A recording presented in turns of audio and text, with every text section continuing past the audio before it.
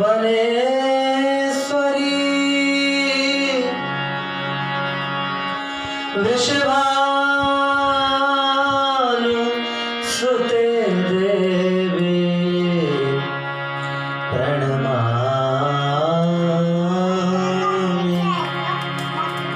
हरि प्रिय।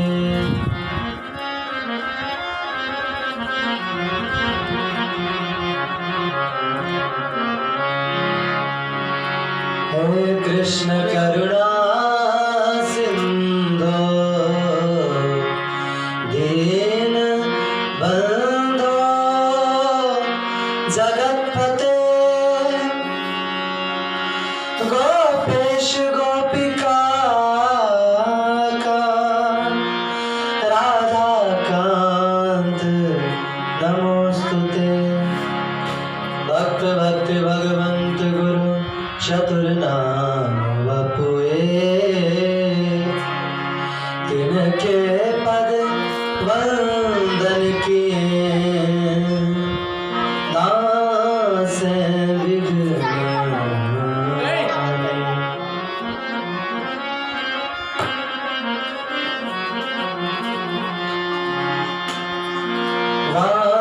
वांछाकल्प तरुभ्यश्च कृपा सिन्धुभ्यैव च पतितानां पावनेभ्यो वैष्णवेभ्यो नमो नमः।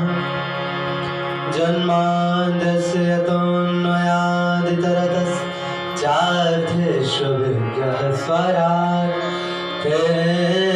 ब्रह्महृदाय आदिकवये मुह्यन्ति यत्सूरयः तेजोवारि मृदां यथा विनिमयो यत्र त्रिसर्गो मृषा दाम्ना स्वेन सदा निरस्तकुहकं सत्यं परं धीमहि।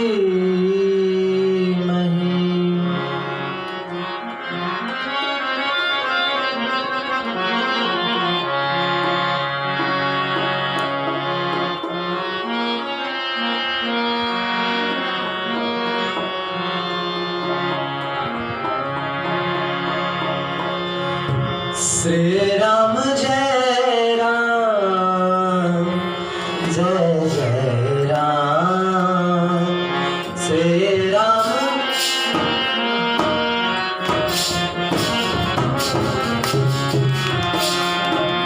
श्री राम जय राम जय जय राम।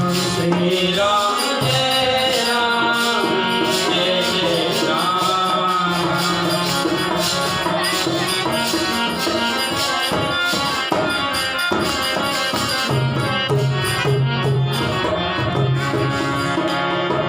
श्री राम जय राम जय जय राम।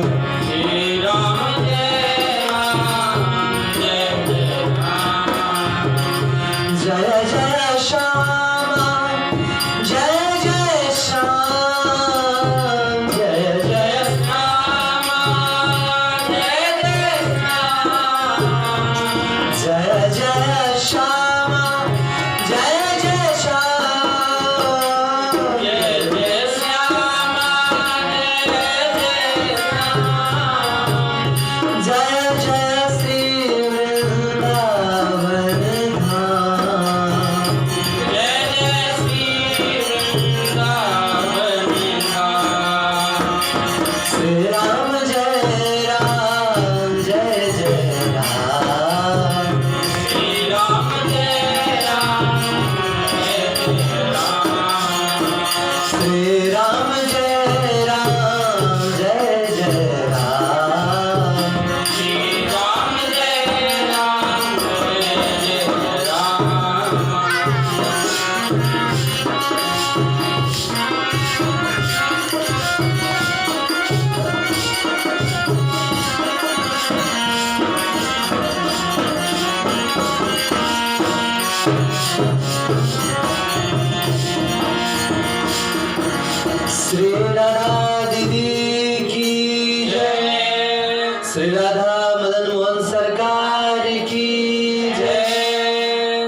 श्री गौरी शंकर भगवान की जय। श्री हनुमान जी महाराज की जय। भारत माता की जय।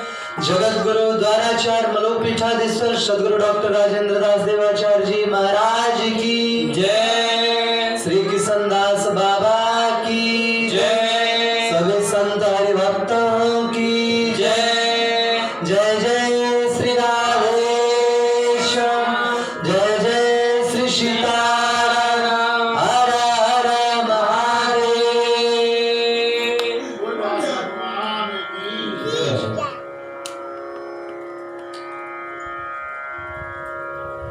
आज कथा का पंचम दिवस है।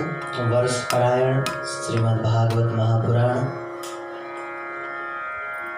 और कल तक वहां तक पहुंची कथा श्री भक्ति महारानी और ज्ञान वैराग का दुख दूर करने के लिए नारद जी प्रयास कर रहे हैं।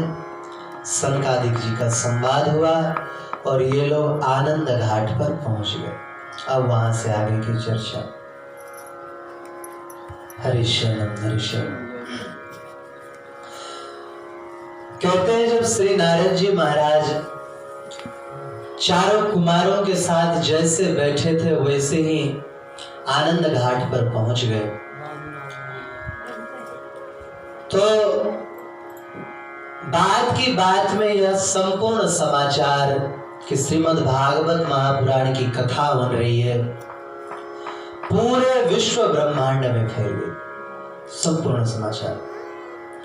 और जितने भी लोगों ने सुना वो सब के सब, चाहे वो पृथ्वी के हों चाहे ब्रह्मलोक तक के हों, सब के सब ऋषि देवता यक्ष किन्नर गंधर्व सब अपने अपने पत्नी और बच्चों के साथ कथा सुनने के लिए आने लग गए। विमानों की भीड़ से दसों दिशाएं गूंजने लग गई। कुछ लोग ऐसे भी आए जिनको केवल कुतूहल था कि क्या हो रहा है भाई, क्या तमाशा है, चलो देखने चलें। कुछ लोग सत्संग का नाम सुन करके आए, किंतु जो भगवान की हरि कथा रस लंपट थे वो वैष्णव तो कथा सुनते ही आह्लाद के कारण दौड़ते हुए कृष्ण कथा सुनने के लिए सबसे पहले पहुंचे। उन वैष्णवों का नाम यहाँ पर रजिस्टर्ड किया गया है, लिखा गया है। ध्यान रखो, ठाकुर जी की सभा में भी उन्हीं भक्तों का नाम लिखा जाता है जो पहले आते हैं कथा सुनने, जो पीछे आते हैं। स्कूल में भी जो सर्वप्रथम आ जाए उनका रजिस्टर्ड हो जाता है, और जो बाद में पहुंचे लेट में उनका नाम उस दिन चढ़ नहीं पाता डायरी में।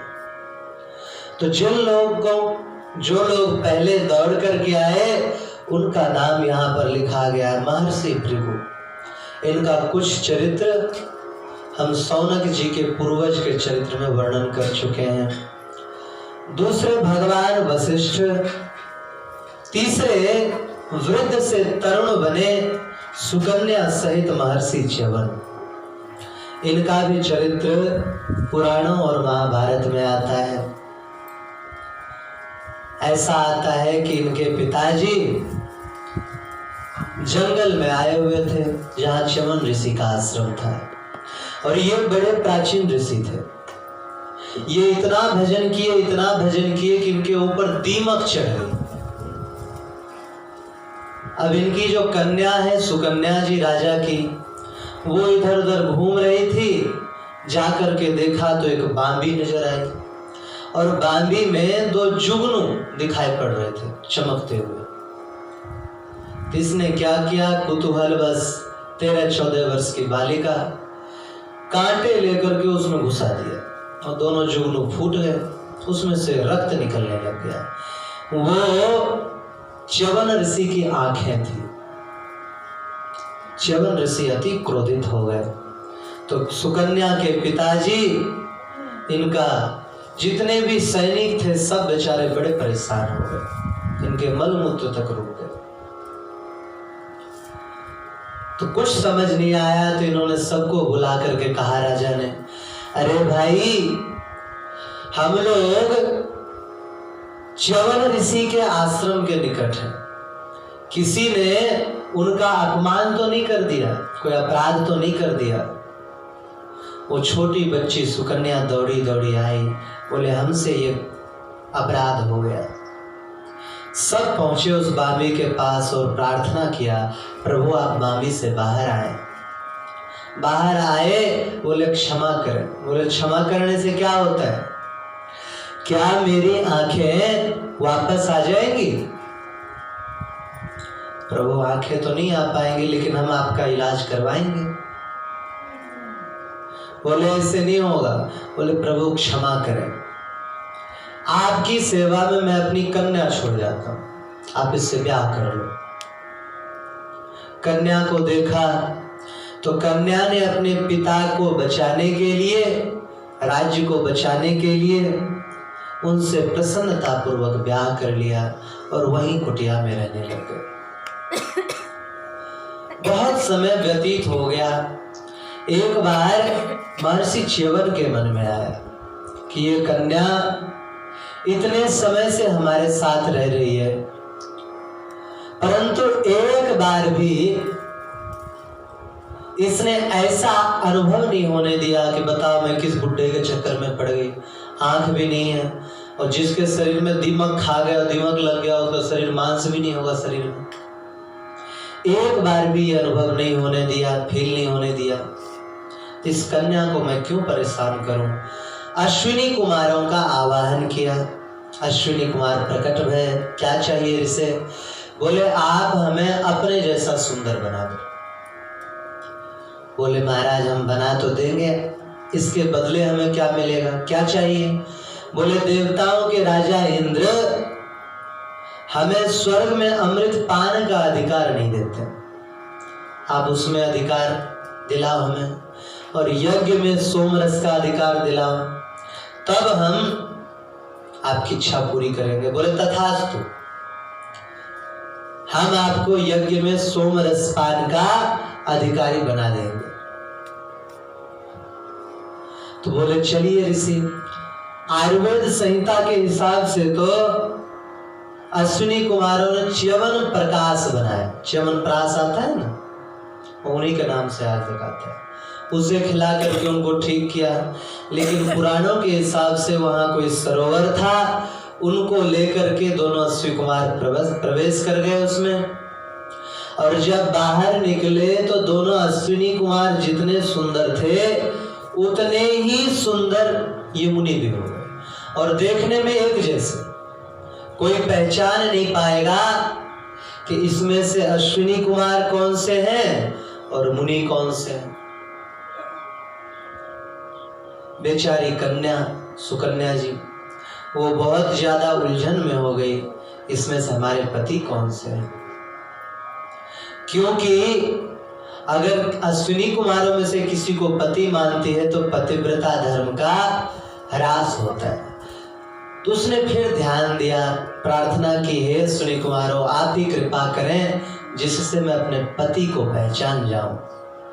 अश्विनी कुमारों ने कृपा करी, तब समझ में आया कि देवताओं की पलकें नहीं झपकती, पलक नहीं गिरते, और देवताओं के शरीर की छाया नहीं पड़ती, और पैर जमीन पर नहीं पड़ते। देखा दोनों अश्विनी कुमारों में तो ये लक्षण दिख रहे थे, लेकिन जो बीच में खड़े अश्विनी कुमार की तरफ उनमें ये लक्षण नहीं थे। समझ गए यही मेरे पति हैं। प्रसन्नता पूर्वक रहने लग गए। कुछ दिन में राजा आया मिलने के लिए। राजा ने देखा मेरी बेटी एक बहुत ज्यादा सुंदर 16 वर्ष के पुरुष के साथ बैठी हुई है। उसे बुला के बहुत फटकारा, अरे दुष्टा, बता तूने बड़े बूढ़े ऋषि के साथ क्या किया? ये नवीन पुरुष के लोभ में क्या तुमने उनका वध कर दिया? तपस्वी महात्मा थे वो। ये मुस्कुराई और बोली, पिताजी यही आपके जमाता है। कैसे क्या हुआ? बताई सारी बात। बड़े प्रसन्न हुए, बोले प्रभु कुछ हमसे ले लीजिए। बोले यज्ञ करा। यज्ञ बहुत विशाल यज्ञ हुआ, उसमें सभी देवता प्रकट भये। प्रकट भये, अश्विनी कुमार भी प्रकट हुए। अश्विनी कुमारों को जब 100 पात्र दिया गया पीने के लिए, यज्ञ भाग दिया गया, इंद्र क्रोधित हो गए।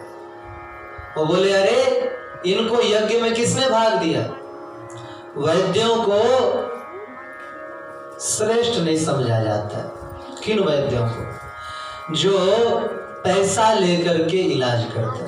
पुराने जमाने में कुछ लोगों के हाथ का जल भी पीना निषिद्ध था। मिठाई बेचने वाला वैद्य के हाथ का कुछ भी नहीं खाते पीते थे। विधर्मी जो मांस बेचता है या मांस खाता है, उनके हाथ का छुआ जल नहीं पिया जाता था। तो अश्विनी कुमार वैद्य थे, तो इन पे इन्होंने दंड का नियम लगा रखा था, इनको नहीं पिलाएंगे अमृत और ना ही सोमरस का पान करने का अधिकार देंगे। परंतु उसके बावजूद च्यवन ऋषि लेकर के हाथ से पात्र में अश्विनी कुमारों को दे ही दिया, लीजिए पान कीजिए। इंद्र उठे और वज्र लेकर के एकदम कि अगर आप नहीं मानेंगे तो मैं इसको भी और आपको भी, दोनों को मार डालूंगा। च्यवन ऋषि ने कहा कि इंद्र तू जैसा है वैसा ही रह जा। अब इंद्र हाथ ऐसे उठाए, अकड़ गया उसका हाथ, अब हिल ही ना पाए बेचारा। बड़ा प्रयास किया हिलने डुलने का, पूरी शक्ति लगा दी, परंतु अपनी जगह से नहीं हिला। तब क्षमा मांगने लगा, हे प्रभु हमसे बड़ा भारी अपराध हुआ है, कृपा करके हमें क्षमा करें। बोले अब तो कभी बाधा नहीं करोगे? नहीं, अब बाधा नहीं करेंगे। तब उनको छोड़े। तो वही च्यवन ऋषि सुकन्या जी के सहित आए। अहिल्या माता का चरित्र प्राय प्रसिद्ध है। गौतम ऋषि के साथ वो भी आई। तप निरत महर्षि देवल जी, ब्रह्म विद्या विशारद देवराज जी और बड़े बड़े ऋषि आए। इसमें से महर्षि पराशर, ये कौन है? बोले ये व्यास जी के पिताजी। उनके पिताजी शक्ति मुनि तो जीवित नहीं थे, उनके पिताजी व्यास जी भी आए। ये वशिष्ठ जी सुनने आए, व्यास जी भी आए और व्यास जी के पुत्र व्यास नंदन सुखदेव जी छाया सुख थे, वो भी आए। एक जहनु ऋषि भी थे, ये बड़े अद्भुत ऋषि थे। ये ऐसे ऋषि थे पूरी गंगा पी गए थे। भागीरथ जी ने तपस्या करी, गंगा मैया को प्रकट किया, बोले चलिए मेरे पूर्वजों का उद्धार कीजिए। चल पड़े आगे आगे रथ पे भगीरथ और पीछे पीछे गंगा मैया। तो जोर शोर से एकदम सब इधर उधर का इलाका डुबाते हुए जा रहे थे। जनु ऋषि का आश्रम आया, वो भी डूबने लग गया। जनु ऋषि को बड़ा क्रोध आया, अरे गंगा तो हमारा आश्रम डुबाएगी, महात्माओं के ऊपर ऐसा क्रोध। और आचमन करके चुल्लू भर पानी में योग बल से करके पी गए पूरा जल। अब भगीरथ जी ने चारों ओर देखा, गंगा जी कहाँ गई? तो देखा जनु ऋषि का आश्रम में, प्रणाम किए, महाराज जी इधर से गंगा जी आ रही थी। बोले बेटा मैं तो उसका तो आचमन कर गया, पी गया।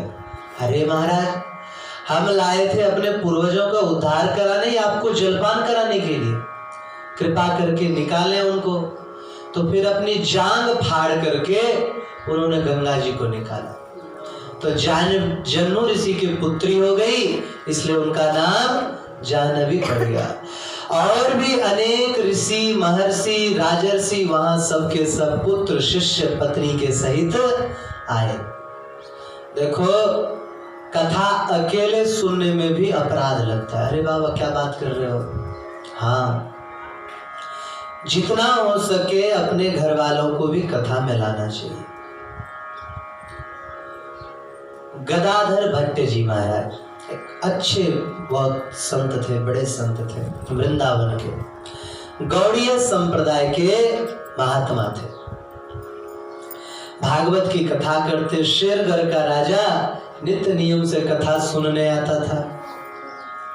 कथा सुनने आता, उनकी रानी के मन में आया कहीं ऐसा ना हो कि राजा बैरागी बन जाए, क्योंकि जो कथा सत्संग सुनते हैं उनमें क्रोध की कमी आ जाती, लोभ की कमी आ जाती, ईर्ष्या द्वेष की कमी आ जाती है। तो उसने सोचा राजा को मना करें, वो तो मानेगा नहीं। उसने एक दूसरा उपाय अपनाया। कोई नाचने गाने वाली वेश्या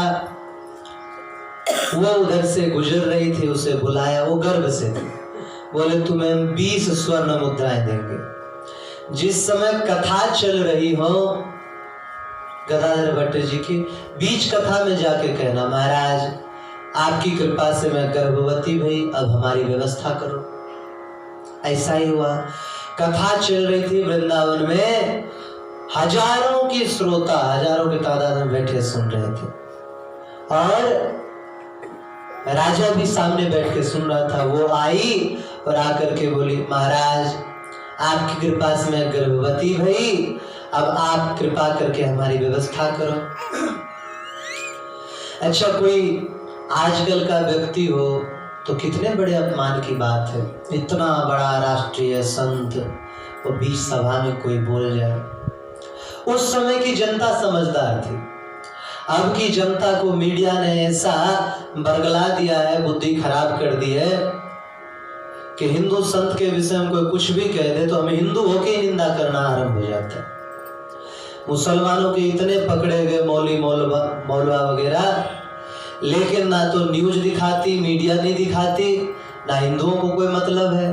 और एक आध संत के खिलाफ किसी ने कुछ षड्यंत्र कर दिया तो हिंदू उसी को बार बार बोलने लग जाते हैं, अरे ये तो ऐसा है, ये तो वैसा है। तो उस समय सब सन्न रह गए। गदाधर भट्ट जी क्रोधित नहीं हुए। उन्होंने कहा, अरे देवी, मैं भी सोच रहा था तुम कहाँ चली गई। यहाँ तो ठाकुर जी सबका पालन पोषण कर रहे हैं, तुम्हारा भी पालन पोषण करेंगे, तुम कहीं मत जाओ, यहीं रहो।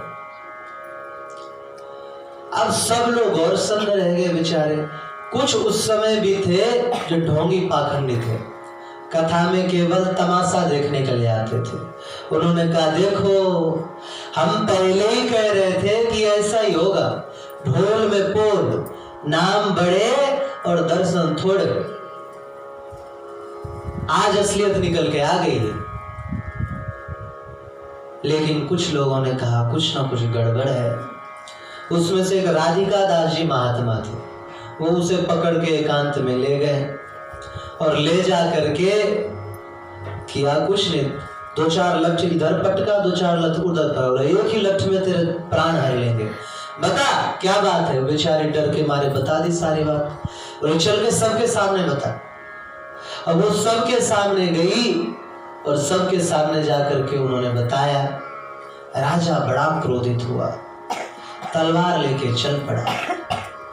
गदाधर भट्ट जी ने देखा राजा आवेश में, भक्ति के आवेश में कहीं मारे ना डाले रानी को, तो तुरंत हाथ पकड़ ले, राजा किधर जा रहा है? ले महाराज, ऐसी रानी को मैं जीवित नहीं छोड़ूंगा, प्राण ले हर लूंगा उसका। बोले, अरे मैं सच में रजोगुणी तमोगुणी व्यक्ति पे सत्संग का प्रभाव नहीं पड़ता है, उसकी क्या गलती? गलती तुम्हारी। अरे महाराज, हमारी क्या गलती? बोले, अगर तुम उसको भी सत्संग में लाते तो क्या उसके मन में ऐसे बुरे भाव आते? बिल्कुल भी नहीं आते। तो बोले, जाओ उसे भी सत्संग में लाया करो, और खबरदार जो उसको कुछ कहा। राजा घर गया, रानी को भी पता चली गई क्या क्या हुआ वहां। बेचारी डर रही थी, राजा छोड़ेगा नहीं, न्याय प्रिय राजा। लेकिन राजा ने कुछ भी नहीं कहा। रानी 1 दिन 2 दिन शांत रही, फिर क्षमा मांगने लग गई। राजन का कोई बात नहीं, हो जाती गलती, चलो सत्संग सुनने चलो। सत्संग सुनने आई तब उसे समझ में आया सत्संग में कोई ऐसी बात नहीं होती। तो देखो ना, बहुत लोगों की मान्यता हो गई, अरे बाबा गीता नहीं पढ़नी चाहिए। क्यों? गीता पढ़ने साधु बन जाते हैं। अर्जुन क्या बनना चाहता था? साधु। बोला, महाराज हमें युद्ध नहीं करना, अपने गुरु को नहीं मारना, हमें तो साधु बन जाना। साधु बनना चाहता था, लेकिन पूरी गीता सुनने के बाद क्या बना? गृहस्थ बन के रहा, जीवन भर गृहस्थी में रहा। तो क्या सत्संग किसी को साधु कर सकता है? और अगर ऐसा होता तो हमारे गुरु जी, जगत गुरु जी महाराज, भक्तमाली जी महाराज पूरी दुनिया में करोड़ों लोगों को कथा सुना चुके, उस सबको साधु बन जाना चाहिए था। लेकिन क्या कोई साधु बना? कोई भी साधु नहीं बना। ये तो जिनके भाग्य में होता है वो बनेगा, जिनके प्रारब्ध में होता है वो बनेगा। हर कोई साधु थोड़ी बन जाएगा। ये आजकल ये भी फैलाई गई है बात है।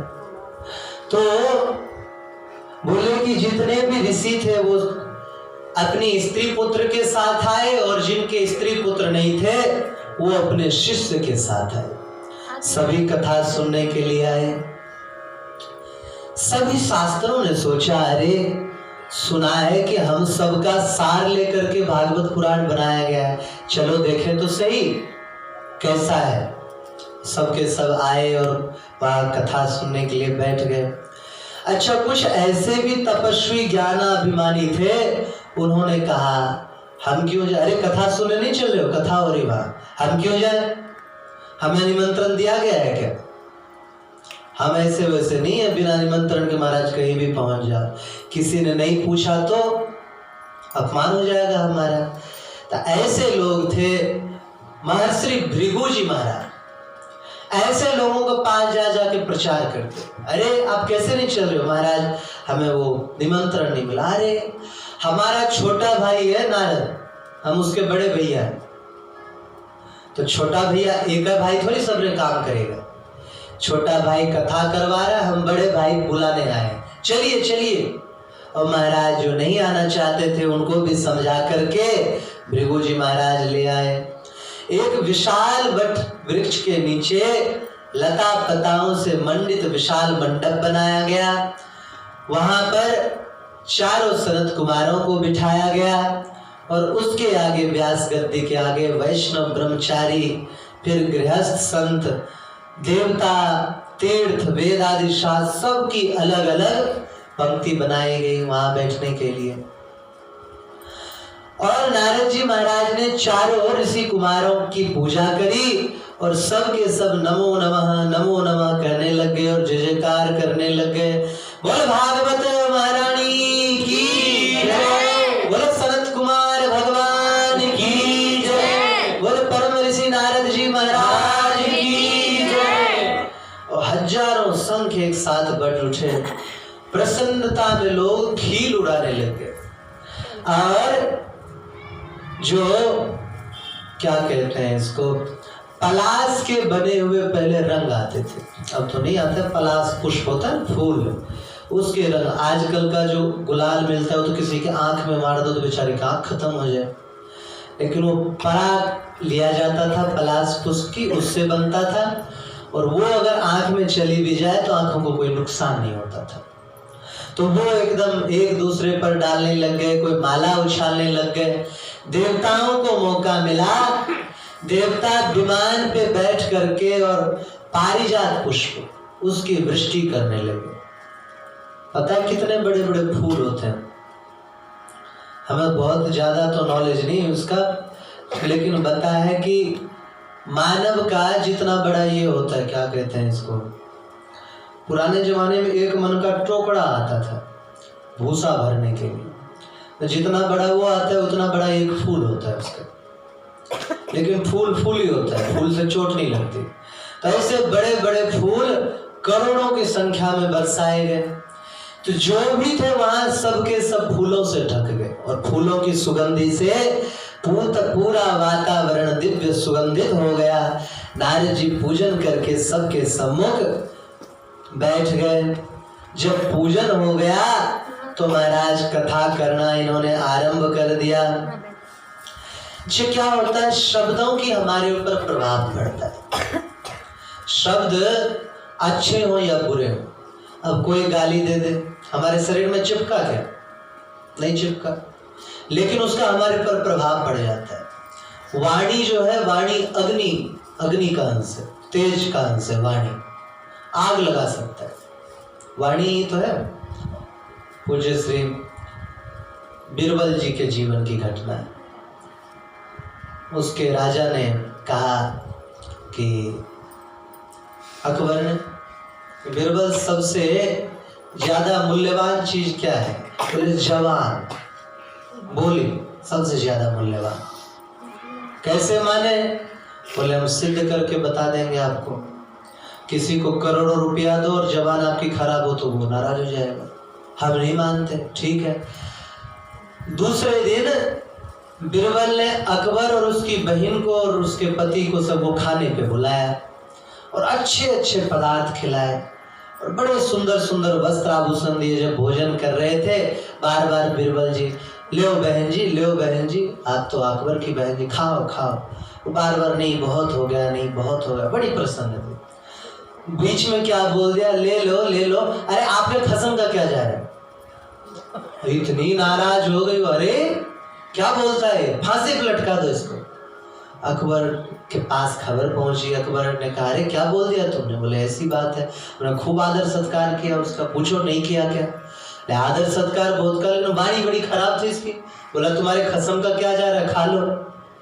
तो बोले वाणी खराब हो तो व्यक्ति कितना भी अच्छा हो उसके निकट ज्यादा लोग नहीं ठहरते, और वाणी का प्रभाव पड़ता ही है। एक बड़े कूटनीतिज्ञ हुए अडोल्फ हिटलर, उन्होंने कहा है एक झूठी बात को बार बार बोलने से वो भी सच्ची लगने लग जाती है। 10 लोग अगर झूठ को बोलने लग जाए तो वो झूठ भी सच्ची मालूम पड़ने लग जाती है। हमने सुना है एक गांव में बनिया बाहर गया दूसरे गांव में राजा के पास, तो वहां कुछ गलती कर दी, उसने चोरी करी, तो पुराने जमाने की सजा उसकी नाक कटवा दी राजा ने। अब गांव में आया पहला व्यक्ति, अरे नकटा आ गया नकटा। उसे बड़ा बुरा लगा, लेकिन क्या करें, तो चुप, तुझे क्या पता मैंने नाक क्यों कटाई? अरे जानबूझ के कटाई। हाँ क्यों? बोले कि नाक कटाने से मुझे भगवान के दर्शन हो रहे हैं। अरे सच में? हाँ, कटा के देख ले, यकीन ना हो तो। उसने भी काट लिया। बोले भगवान तो नहीं दिख रहे। बोले अब सबको यही बात बोल, वरना तुझे भी नक्कटा बोलेंगे लोग। अब फिर ऐसे आगे पहुंचे, अरे नक्कटा क्यों बोल रहा है, तुम्हें नहीं पता, हमें और उस बनिया को भगवान के दर्शन भय। इस तरह सब कटवाने लगे, दर्शन किसी को नहीं हो रहा था। आखिरकार पूरा गांव नक्कटों का हो गया। राजा के पास पहुंची खबर, सब पूरा गांव एक मत में बोल रहा है, महाराज में तो भगवान के दर्शन हो रहे हैं, हा, देखो कैसे चतुर्भुज रूप है, हाथ में शंख है, चक्र है, गदा, सब बोल रहे हैं। बोले भाई इतने लोग झूठ कैसे बोलेंगे, हम भी कटा लेते हैं नाक। तब तक दूसरा राजा आया था मिलने के लिए। बोले क्या बात है? बोले हमारी पूरी प्रजा को नाक कटाने से भगवान के दर्शन हो। बोला अरे केवल नाक कटाने से भगवान के दर्शन हो गए? बुलाया, आपको किसने कहा, आपको किसने कहा? वो बनिया आया, अरे इस बनिया का तो हमने कटवाया ना। बोले बताओ, पूरा नगर नक्कटों का हो गया। क्योंकि एक झूठ को अगर ज्यादा व्यक्ति ज्यादा बार बोलेंगे तो वो सच मालूम होने लग जाता है। यही बात भगवान के कथा के विषय में। बार बार कथा को सुनो, बार बार मनन करो, बार बार पाठ करो, तो हृदय में ठाकुर जी के प्रति प्रेम जागृत हो जाता है, ठाकुर जी के प्रति भक्ति जागृत हो जाती है।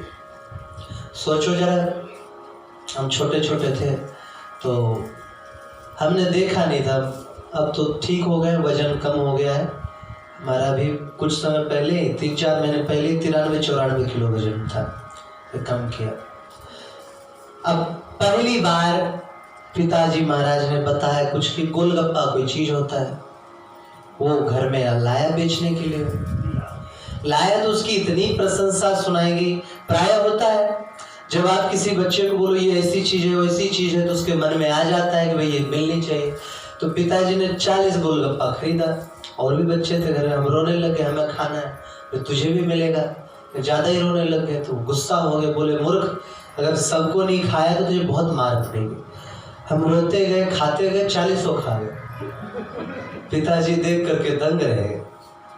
तो बोलते हैं किसी चीज की प्रशंसा सुनो, तो प्रशंसा सुनने से क्या होता है? गीता में भी भगवान श्री कृष्ण ने कहा, ध्यायतो विषयान पुंसा संगस्तेषु पजायते। किसी चीज का ध्यान करते रहो तो उसके संग की कामना हो जाती है, वो हमें मिलना चाहिए। किसी विषय में बार बार सुनते रहो तो उसके विषय में कामना हो जाती कि ये चीज हमें अवश्य मिलनी चाहिए। बोले इसी तरह भगवान की कथा जब सुनते रहो तो हृदय में प्रेम उत्पन्न हो जाता है, और प्रेम हृदय में आ गया, भरोसा आ गया संत सद्गुरुदेव पर, तो भगवान कहीं दूर नहीं है। भगवान तो है, क्या बोलते भी आरती में, क्या बोलते हैं, प्रेम प्यारा जाननहार, जान ले कोई जाननहारा, क्या बोलते हैं?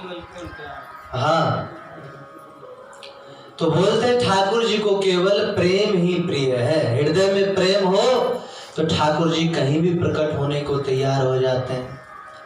देखो एक घटना बताए, दक्षिण भारत, हमारे इधर की घटना।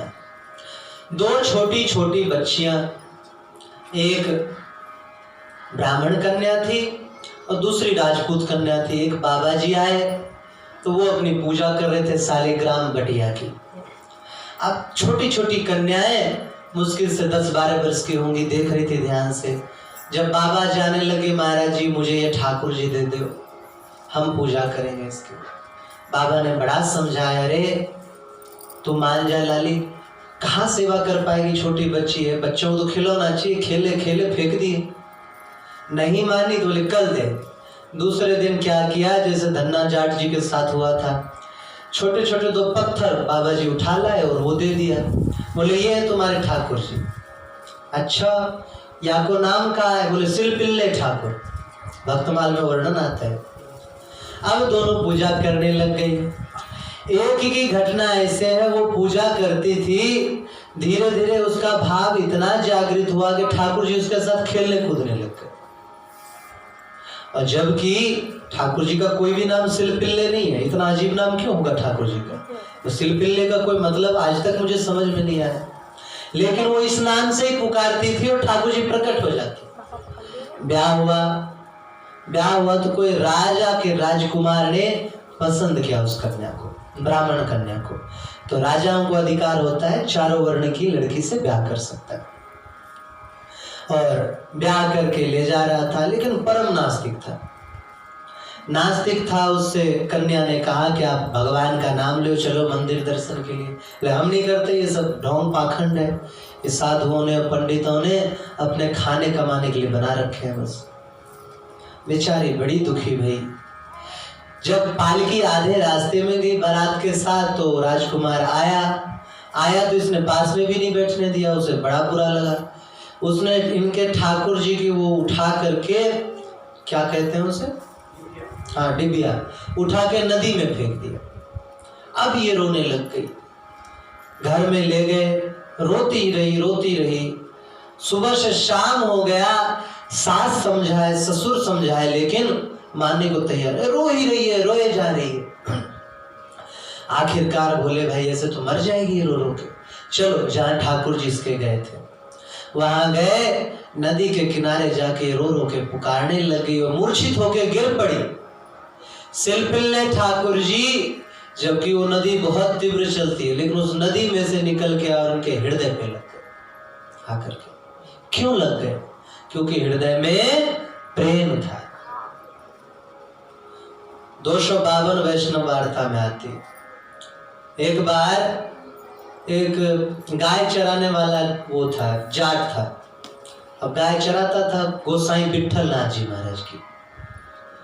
एक दिन इसके मन में आया, क्यों ना विठल नाथ जी महाराज से हम भी कोई ठाकुर ले लें और कोई मंत्र ले लें और जपे। पहुंचा वो मंत्र लेने के लिए, लेकिन कब पहुंचा? जब विठल नाथ गोस्वामी जी लोटा लेके सोच करने बैठे हुए थे। बाबा हमें मंत्र दे दो, ठाकुर दे दो। इन्होंने एक छोटा सा कंकर लेके, जा परे, अभी मंत्र लेने का समय है। उसने वो पत्थर उठा लिया, सोचा ये ठाकुर जी हैं, और जा परे मंत्र हो गया। अब वो खूब जा परे यही जपता था। एक दिन की बात है, गोसाई विठल नाथ जी ने कहा देखो अब यहाँ गोवर्धन से जाना पड़ेगा, क्या कहते हैं वहाँ गुजरात जाना पड़ेगा, सूरत, वहां जाकर के भंडारी जी से सामान लिया। पुराने जमाने में पैदल यात्रा थी या अश्व की, घोड़े की यात्रा, और अमीर लोग ही घोड़ा गाड़ी रखते थे, गरीब तो पैदल ही जाता था। जाओ, वो गया, राधेश्याम चिट्ठी लिख करके दे दी कि इनको दे दीजिएगा। और वो चल पड़े तो जा परे भी साथ में रहा इसका। जा परे ने कहा कहाँ चल रहा है? बोले वहां काहे गोसाई जी जाने को। ठीक है भैया चल, एक काम करते हैं, क्या तू मुझे कंधे पे बिठा ले और जब तू थक जाएगा फिर मैं तुझे कंधे बिठा लूंगा। बोले हाँ ये ठीक। इन्होंने जा पर एक कंधे पे बिठा लिया, चल पड़े। जब थक गए तो बोले भैया जा परे, अब मैं थक गो, अब तू नीचे आ जा। नीचे आए, ये कंधे पे चढ़ बैठे ठाकुर जी के। अब ठाकुर जी की गति कोई साधारण तो है नहीं, एक ही दिन में सूरत पहुंच गए। पहुंच गए वो चिट्ठी लेकर के, बोले बताओ, लोगों ने कहा था सूरत इतना दूर है, नहीं तो सुबह चले, दोपहर में ही पहुंच गए। पहुंच गए तो फिर चिट्ठी दिया, उनको आश्चर्य हुआ, आज ही चला, आज ही पहुंच गए। सामान दे दिया और चिट्ठी में ये बात भी लिख दी, गोसाई जी आज ही चला, आज ही कैसे पहुंच गया। उधर से वो चले, ऐसे ही फिर शाम तक पहुंच गए। ब्यारू करने आ गया, बैठ गया जा। अरे तू गया नहीं? बोले महाराज में तो हो आया। गोसाई जी को भरोसा नहीं हुआ, अरे ट्रेन से भी कोई गुजरात जाएगा तो भी सुबह से जाकर शाम तक नहीं लौट पाएगा, फ्लाइट से जाए तो अलग बात है, और फ्लाइट से भी मुश्किल हो जाएगी। तो इन्होंने वो पत्र देखा, पत्र देख के आश्चर्यचकित रह गए। क्या बात है? बोले महाराज वो जा परे भी साथ में था। समझ गए, चलो बहुत अच्छा, क्या ही ले आए। हरिशरण हरिशरण।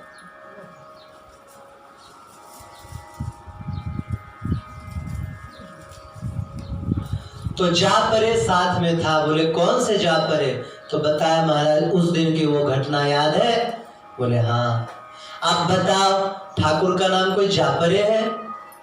वो तो महात्मा ने मजबूरी में कह दिया यहाँ से हट जा, तो वो हट गए।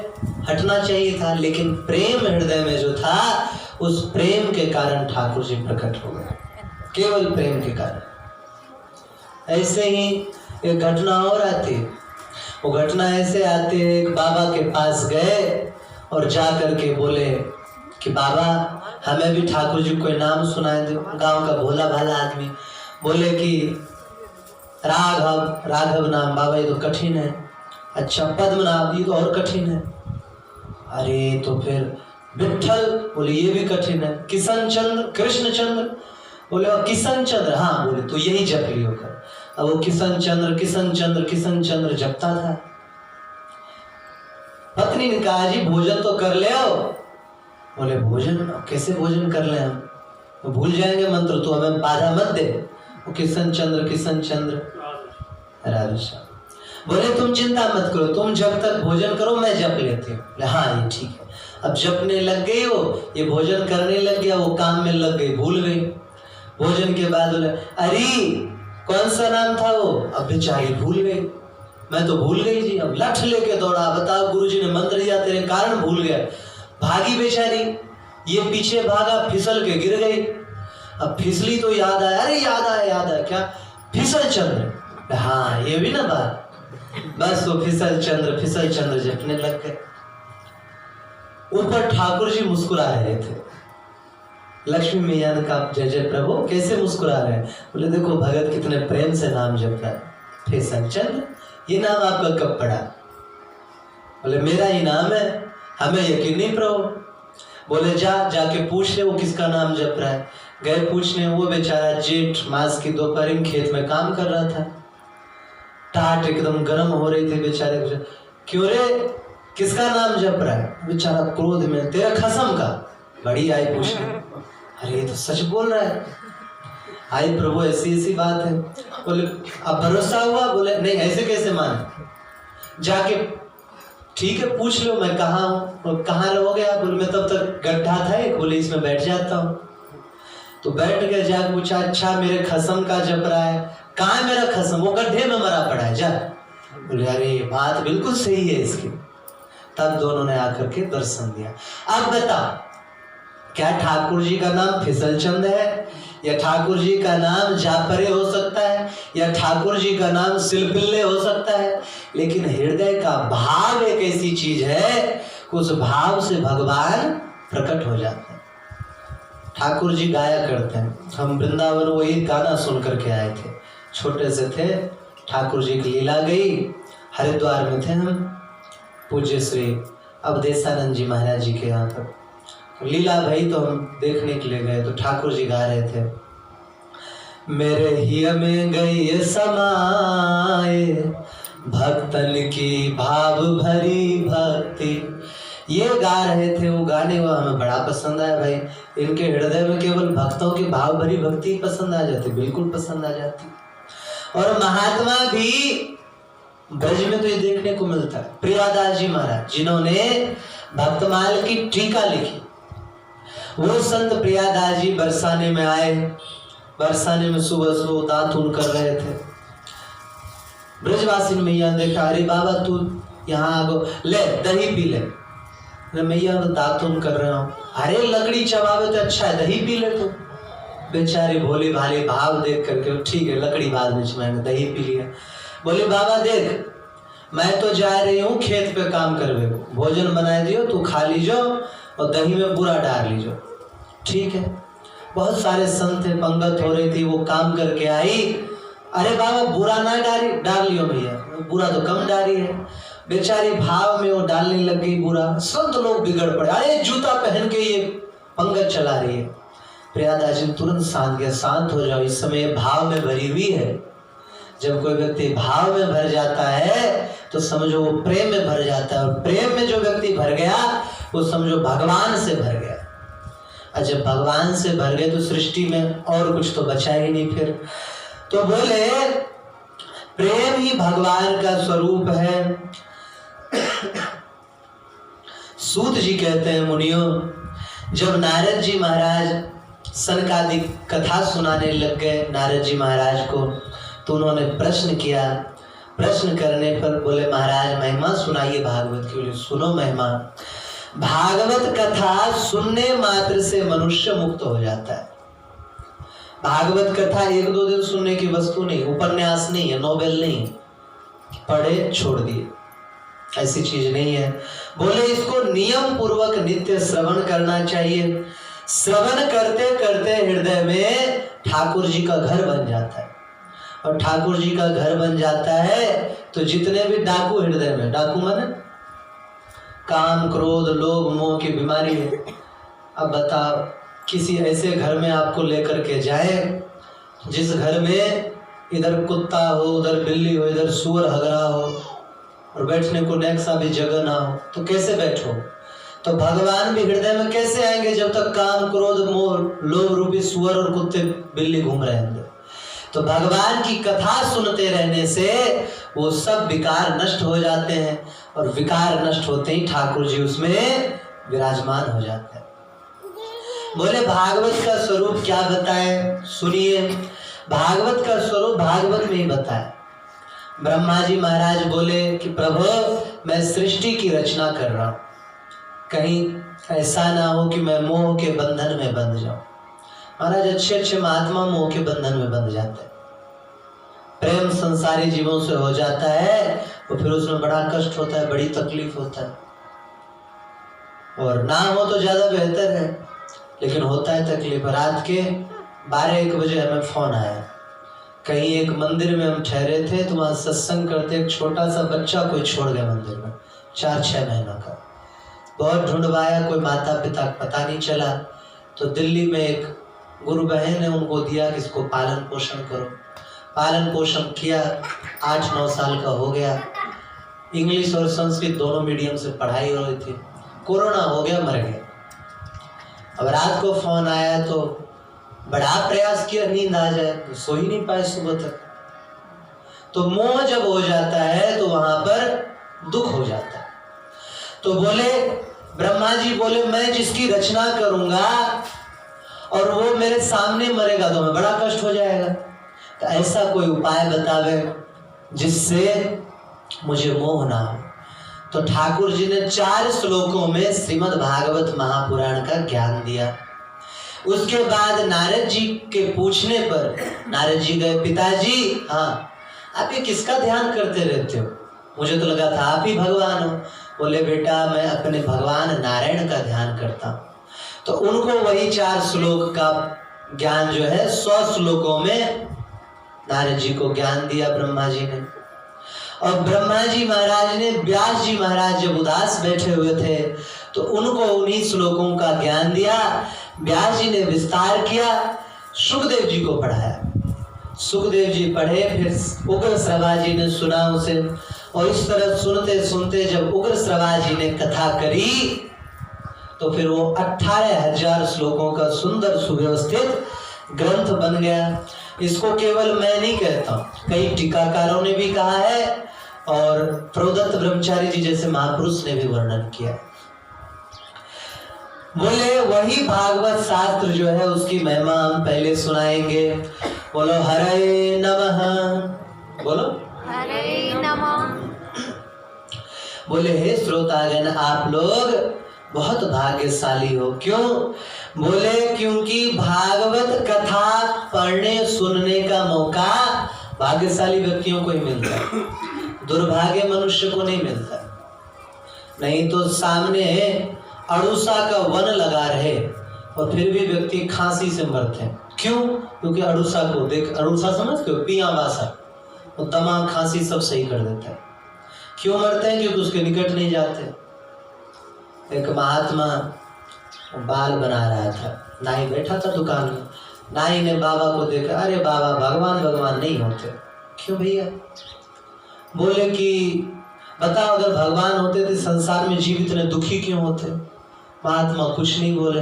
तब तक देखा सामने से एक व्यक्ति जा रहा है, उसकी दाढ़ी मूंछ बढ़ रखी है। बोले भाई नाई, मुझे लगता है नाई होते ही नहीं दुनिया में। क्यों? अरे नाई अगर दुनिया में होते तो इस व्यक्ति की तरह दाढ़ी मूंछ कैसे बढ़ रखा होता? अरे महाराज जो हमारे पास आता ही नहीं, आएगा तब तो हम बनाएंगे। बोले इसी तरह मूर्ख आदमी भगवान के पास कोई जाएगा तब तो दुख दर्द दूर होगा, अब भगवान को क्या लेना देना। एक बार कुछ लोगों में चर्चा चल रही थी। चर्चा क्या चल रही थी?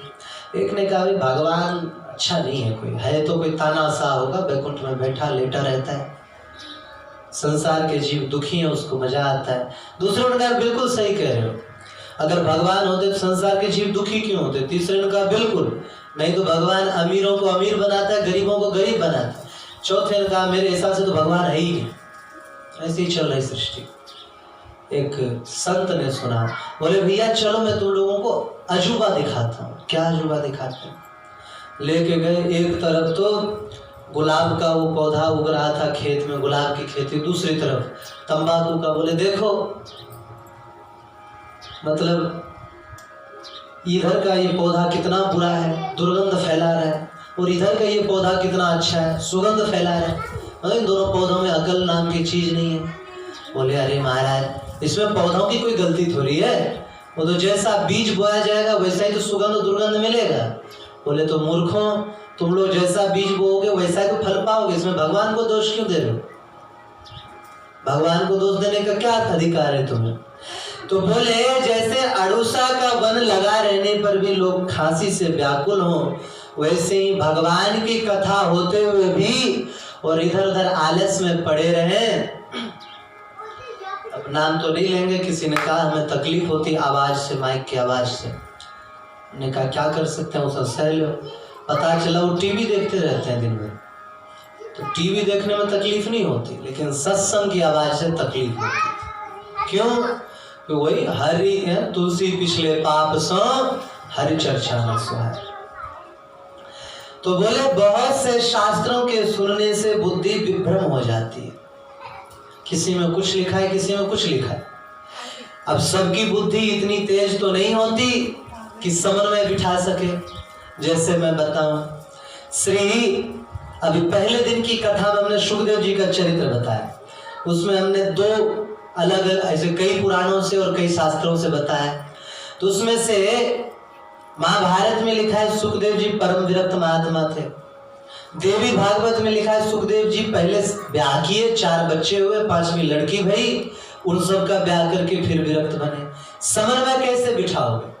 तो फिर अलग कोई ग्रंथ पढ़ो, जैसे कि नारद पुराण, तब समझ में आती है कि सुखदेव जी जब मुक्त हो गए, व्यास जी दुखी हो गए, तो फिर भगवान शंकर ने सुखदेव जी की हूबहू एक मूर्ति लेकर के दे दी। ऐसा ही बोलना, ऐसा ही चाहना सब कुछ, और उन छाया सुख का विवाह हुआ। तो समन्वय नहीं बिठा पाते हैं लोग। बोले कि यह शास्त्र जो है भागवत शास्त्र, सभी शास्त्रों का सार इसमें है। हरि शरण हरि शरण। और तो जिस स्थल पर भागवत की कथा होती है ना, उस स्थल में समझ लो सभी तीर्थ निवास करते हैं। वाजपेयी जैसे यज्ञ से भी कई गुना ज्यादा फल मिलता है कथा श्रवण से। अरे क्या बोल रहे हो महाराज? अरे बिल्कुल सत्य बोल रहे हैं। जितने भी यज्ञ हैं वो भागवत कथा के 16वें अंश के बराबर भी नहीं है। सनकादिक कहते हैं नारद जी, जो लोग चाहते हैं कि हमें भगवान की प्राप्ति हो, परम गति की प्राप्ति हो, या भोग प्राप्ति हो, मोक्ष प्राप्ति हो, उनको चाहिए कम से कम 50 अध्याय भागवत का रोज पढ़े। अरे महाराज 50 अध्याय? बोले चलो इतना नहीं कर सको तो 24 अध्याय कर लो। ये भी बहुत ज्यादा है, 12 अध्याय कर लो। ये भी बहुत ज्यादा है, 6 अध्याय कर लो, 3 कर लो। वो भी नहीं कर सकते, 1 अध्याय कर लो। 1 अध्याय भी नहीं कर सकते तो 1 श्लोक का केवल पाठ कर लो। बोले महाराज ये भी बहुत ज्यादा हो रहा है, आधे का कर लो। बोले ये भी ज्यादा, तो 1/4 श्लोक का पाठ कर लो, उससे भी आपका उद्धार हो जाएगा। जैसे कि कृष्णाय वासुदेवाय, बोलो कृष्णाय वासुदेवाय, हरे परमात्मने, हरे परमात्मने, प्रणत क्लेश नाशाय, प्रणत क्लेश नाशाय, गोविंदाय नमो नमः, गोविंदाय नमो नमः। एक श्लोक है महाराज, ये भी बड़ा हो रहा है। तो प्रणत क्लेश नाशाय, प्रणत क्लेश नाशाय, गोविंदाय नमो नमः, गोविंदाय नमो नमः। अरे बाबा हमें तो इतना भी याद नहीं हो रहा है, तो केवल गोविंदाय नमो नमः, गोविंदाय नमो नमः। अब इसको याद करना पड़ेगा क्या? इतने को गोविंदाय नमो नमः सबको याद रहेगा। इतना भी नित्य नियम से पाठ कर ले तो उसको कोई पाप स्पर्श नहीं कर सकता। बोले कि जो भागवत का अर्थ ध्यान रख करके पढ़ते हैं अथवा सुनते हैं, उसके करोड़ों जन्मों के पाप क्षण भर में नष्ट हो जाते हैं। क्यों? क्योंकि बोले भगवान के अनेकों रूप हैं, वे सब तत्व से एक ही है। भागवत भगवान का ही स्वरूप है। बोले कैसे स्वरूप है? बोले जैसे प्रणव, प्रणव होता है, प्रणव समझते हो? नहीं, ओम का जो उच्चारण होता है उसे प्रणव कहते हैं। ये स्वयं भगवान स्वरूप है, भगवान ही प्रणव के रूप में प्रकट हुए। गायत्री मंत्र ये भगवान के ही स्वरूप है। गायत्री की बड़ी महिमा है। गायत्री को सभी मंत्रों का मंत्र राज कहा जाता है। और वैश्य, क्षत्रिय और ब्राह्मण, इन तीनों को 3 समय सुबह दोपहर शाम अवश्य गायत्री का जप करना चाहिए। अवश्य अवश्य करना चाहिए। उससे तेज बढ़ता है, उससे बुद्धि बढ़ती है। विद्यार्थियों में हमारे गुरुजी ने 2-3 विद्यार्थी तैयार किए, तो कृष्णचंद्र जी महाराज के यहाँ भागवत हो रही थी, तो वहां पर उन्होंने प्रमाण दिखाया था। बच्चे को, ब्राह्मण बालक को बचपन में यज्ञोपवीत संस्कार कराया। मेरा खुद का यज्ञोपवीत संस्कार 4 वर्ष की उम्र में हुआ, जनेऊ संस्कार, और उसे गायत्री जप का दिया विधान। अब वो 9 साल का है, उसे एक बार कोई भी श्लोक बोल दे वो कंठस्थ हो जाता है। एक ही बार, श्लोक ही नहीं, कोई भी विषय, पूरा का पूरा, पन्ना का पन्ना, ग्रंथ का ग्रंथ कंठस्थ हो जाता है। तो गायत्री जप अवश्य करना चाहिए।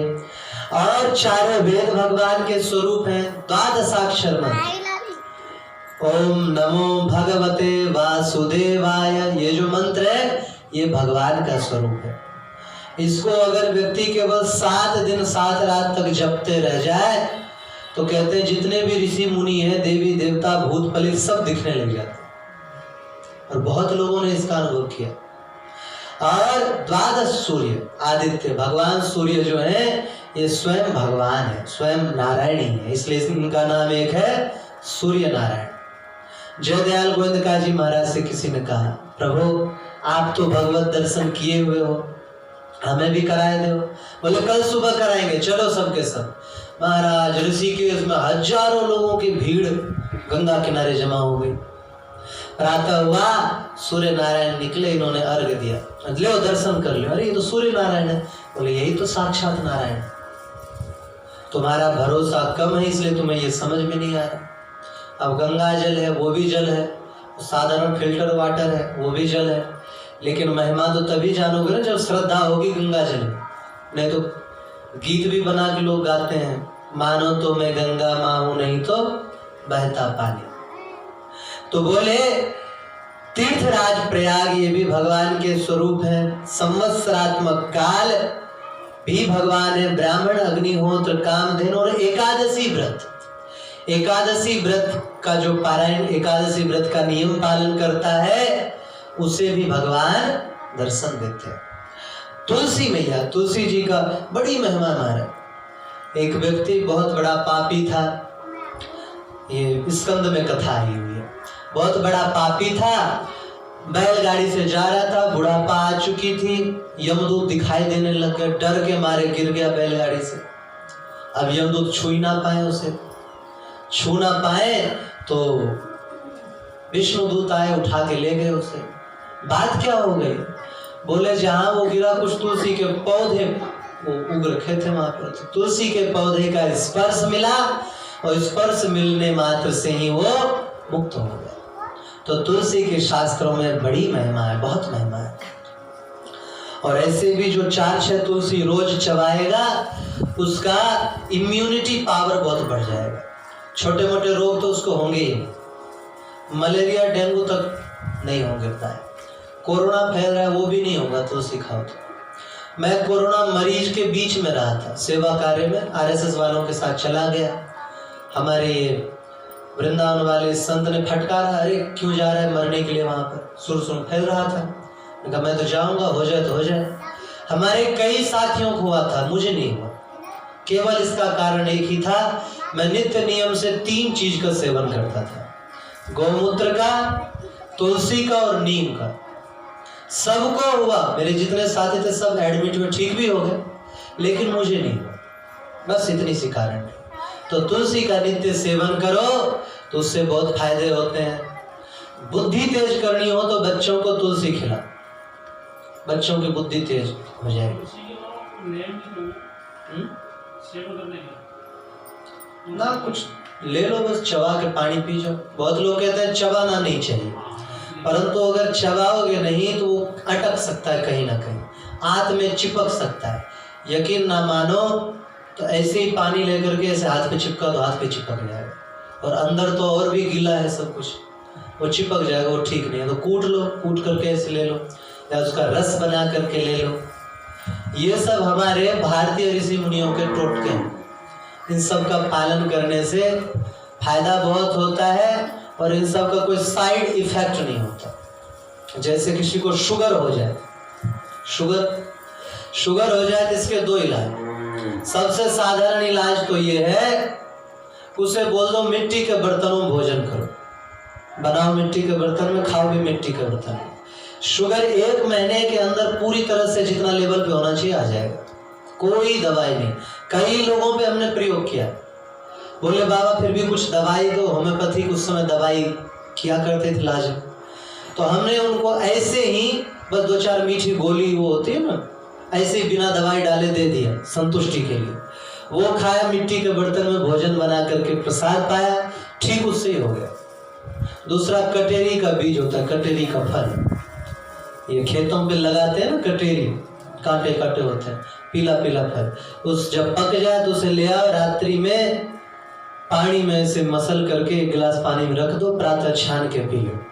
3-4 बार दस्त होंगे, उसके बाद शुगर लेवल पे आ जाएगा, तुरंत लेवल पे आ जाएगा। और जो भी भयानक बीमारियां हैं, अगर गोमूत्र और नीम और तुलसी का नित्य सेवन करो तो कैंसर तक बीमारी होने के चांस नहीं, 100% चांस नहीं कि हो जाए, हो ही नहीं सकता।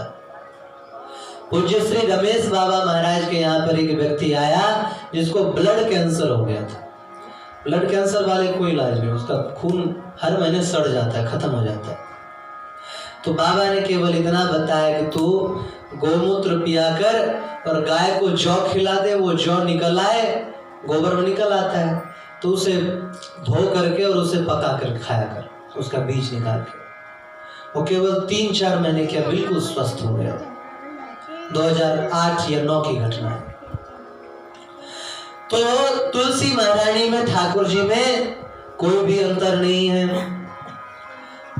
बुद्धि किसी बालक को तेज करनी हो तो जब ग्रहण काल आवे, बालक वृद्ध कोई भी हो, ग्रहण काल आवे तो एक औषधि आता है बचा, मीठा बच भी कहता है, उस औषधि को खरीद लाओ और औषधि को लेकर के पीस करके ग्रहण के काल में जब ग्रहण लगाओ उस समय पी लो और 4 कोस पैदल चलो, बच्चा हो चाहे बूढ़ा हो, रुकना बीच में एक कदम भी नहीं, और कुछ खाना पीना नहीं रास्ते में, 3-4 घंटे बाद खाओ पियो तो बुद्धि इतनी तीव्र हो जाती है कि हद से ज्यादा तीव्र हो जाती है, बुद्धि तेज हो जाती है।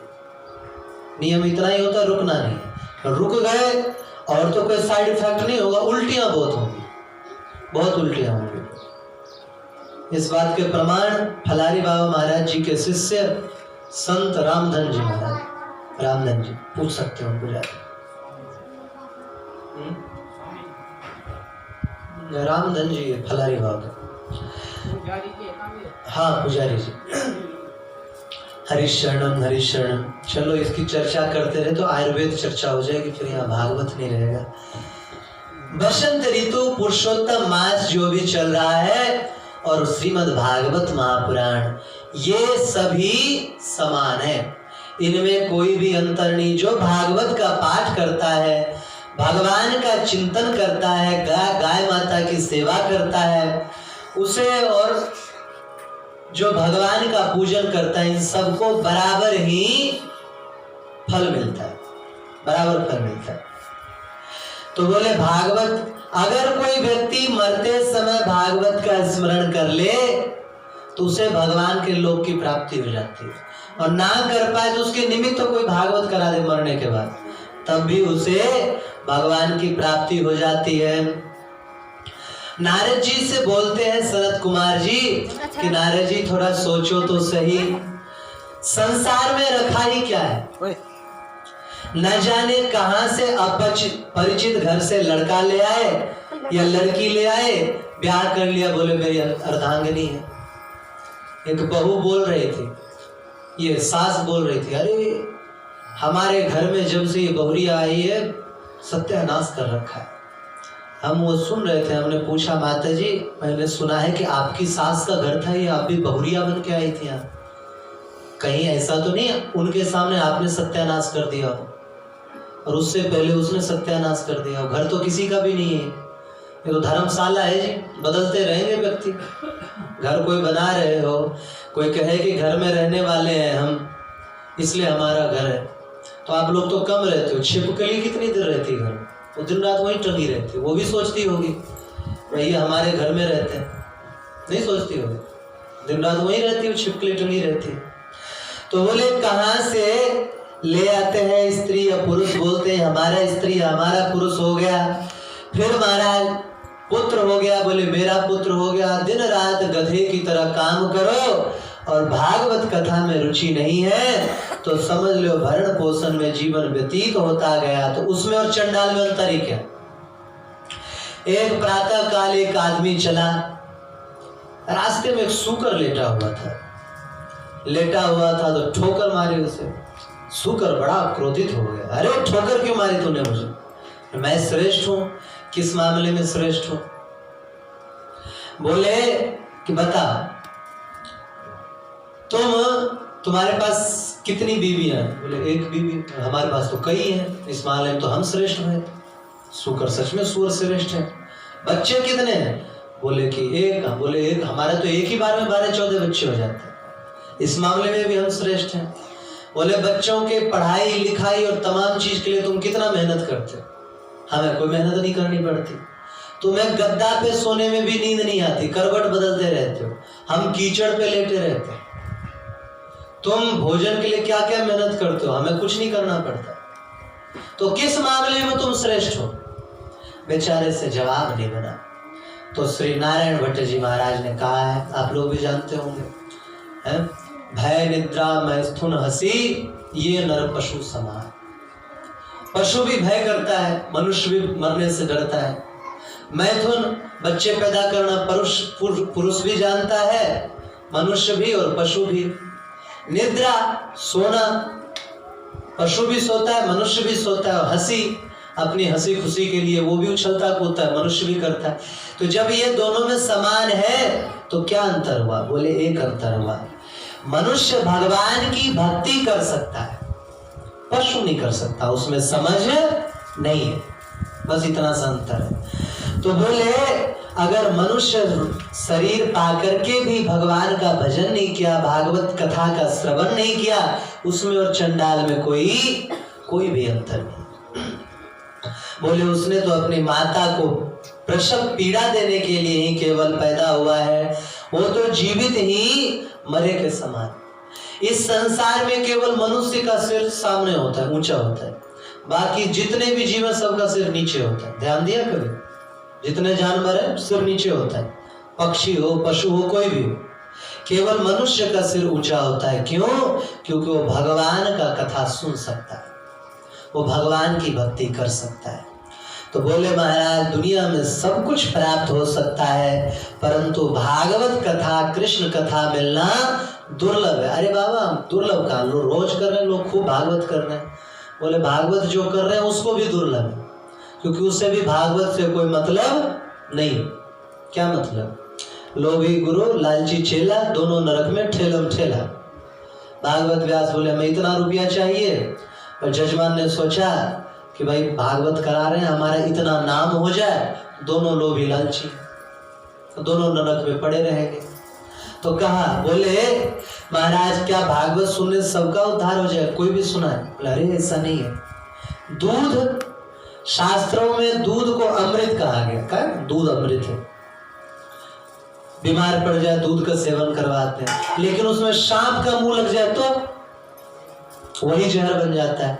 बोले भागवत अमृत है, लेकिन जिसमें काम क्रोध और लोभ तीन जहर भरे पड़े हैं, ऐसे जहरीले व्यक्तियों का मुंह लग गया, ऐसे व्यक्तियों के मुंह से सुनोगे तो उस भागवत का भी कोई फल नहीं मिलेगा।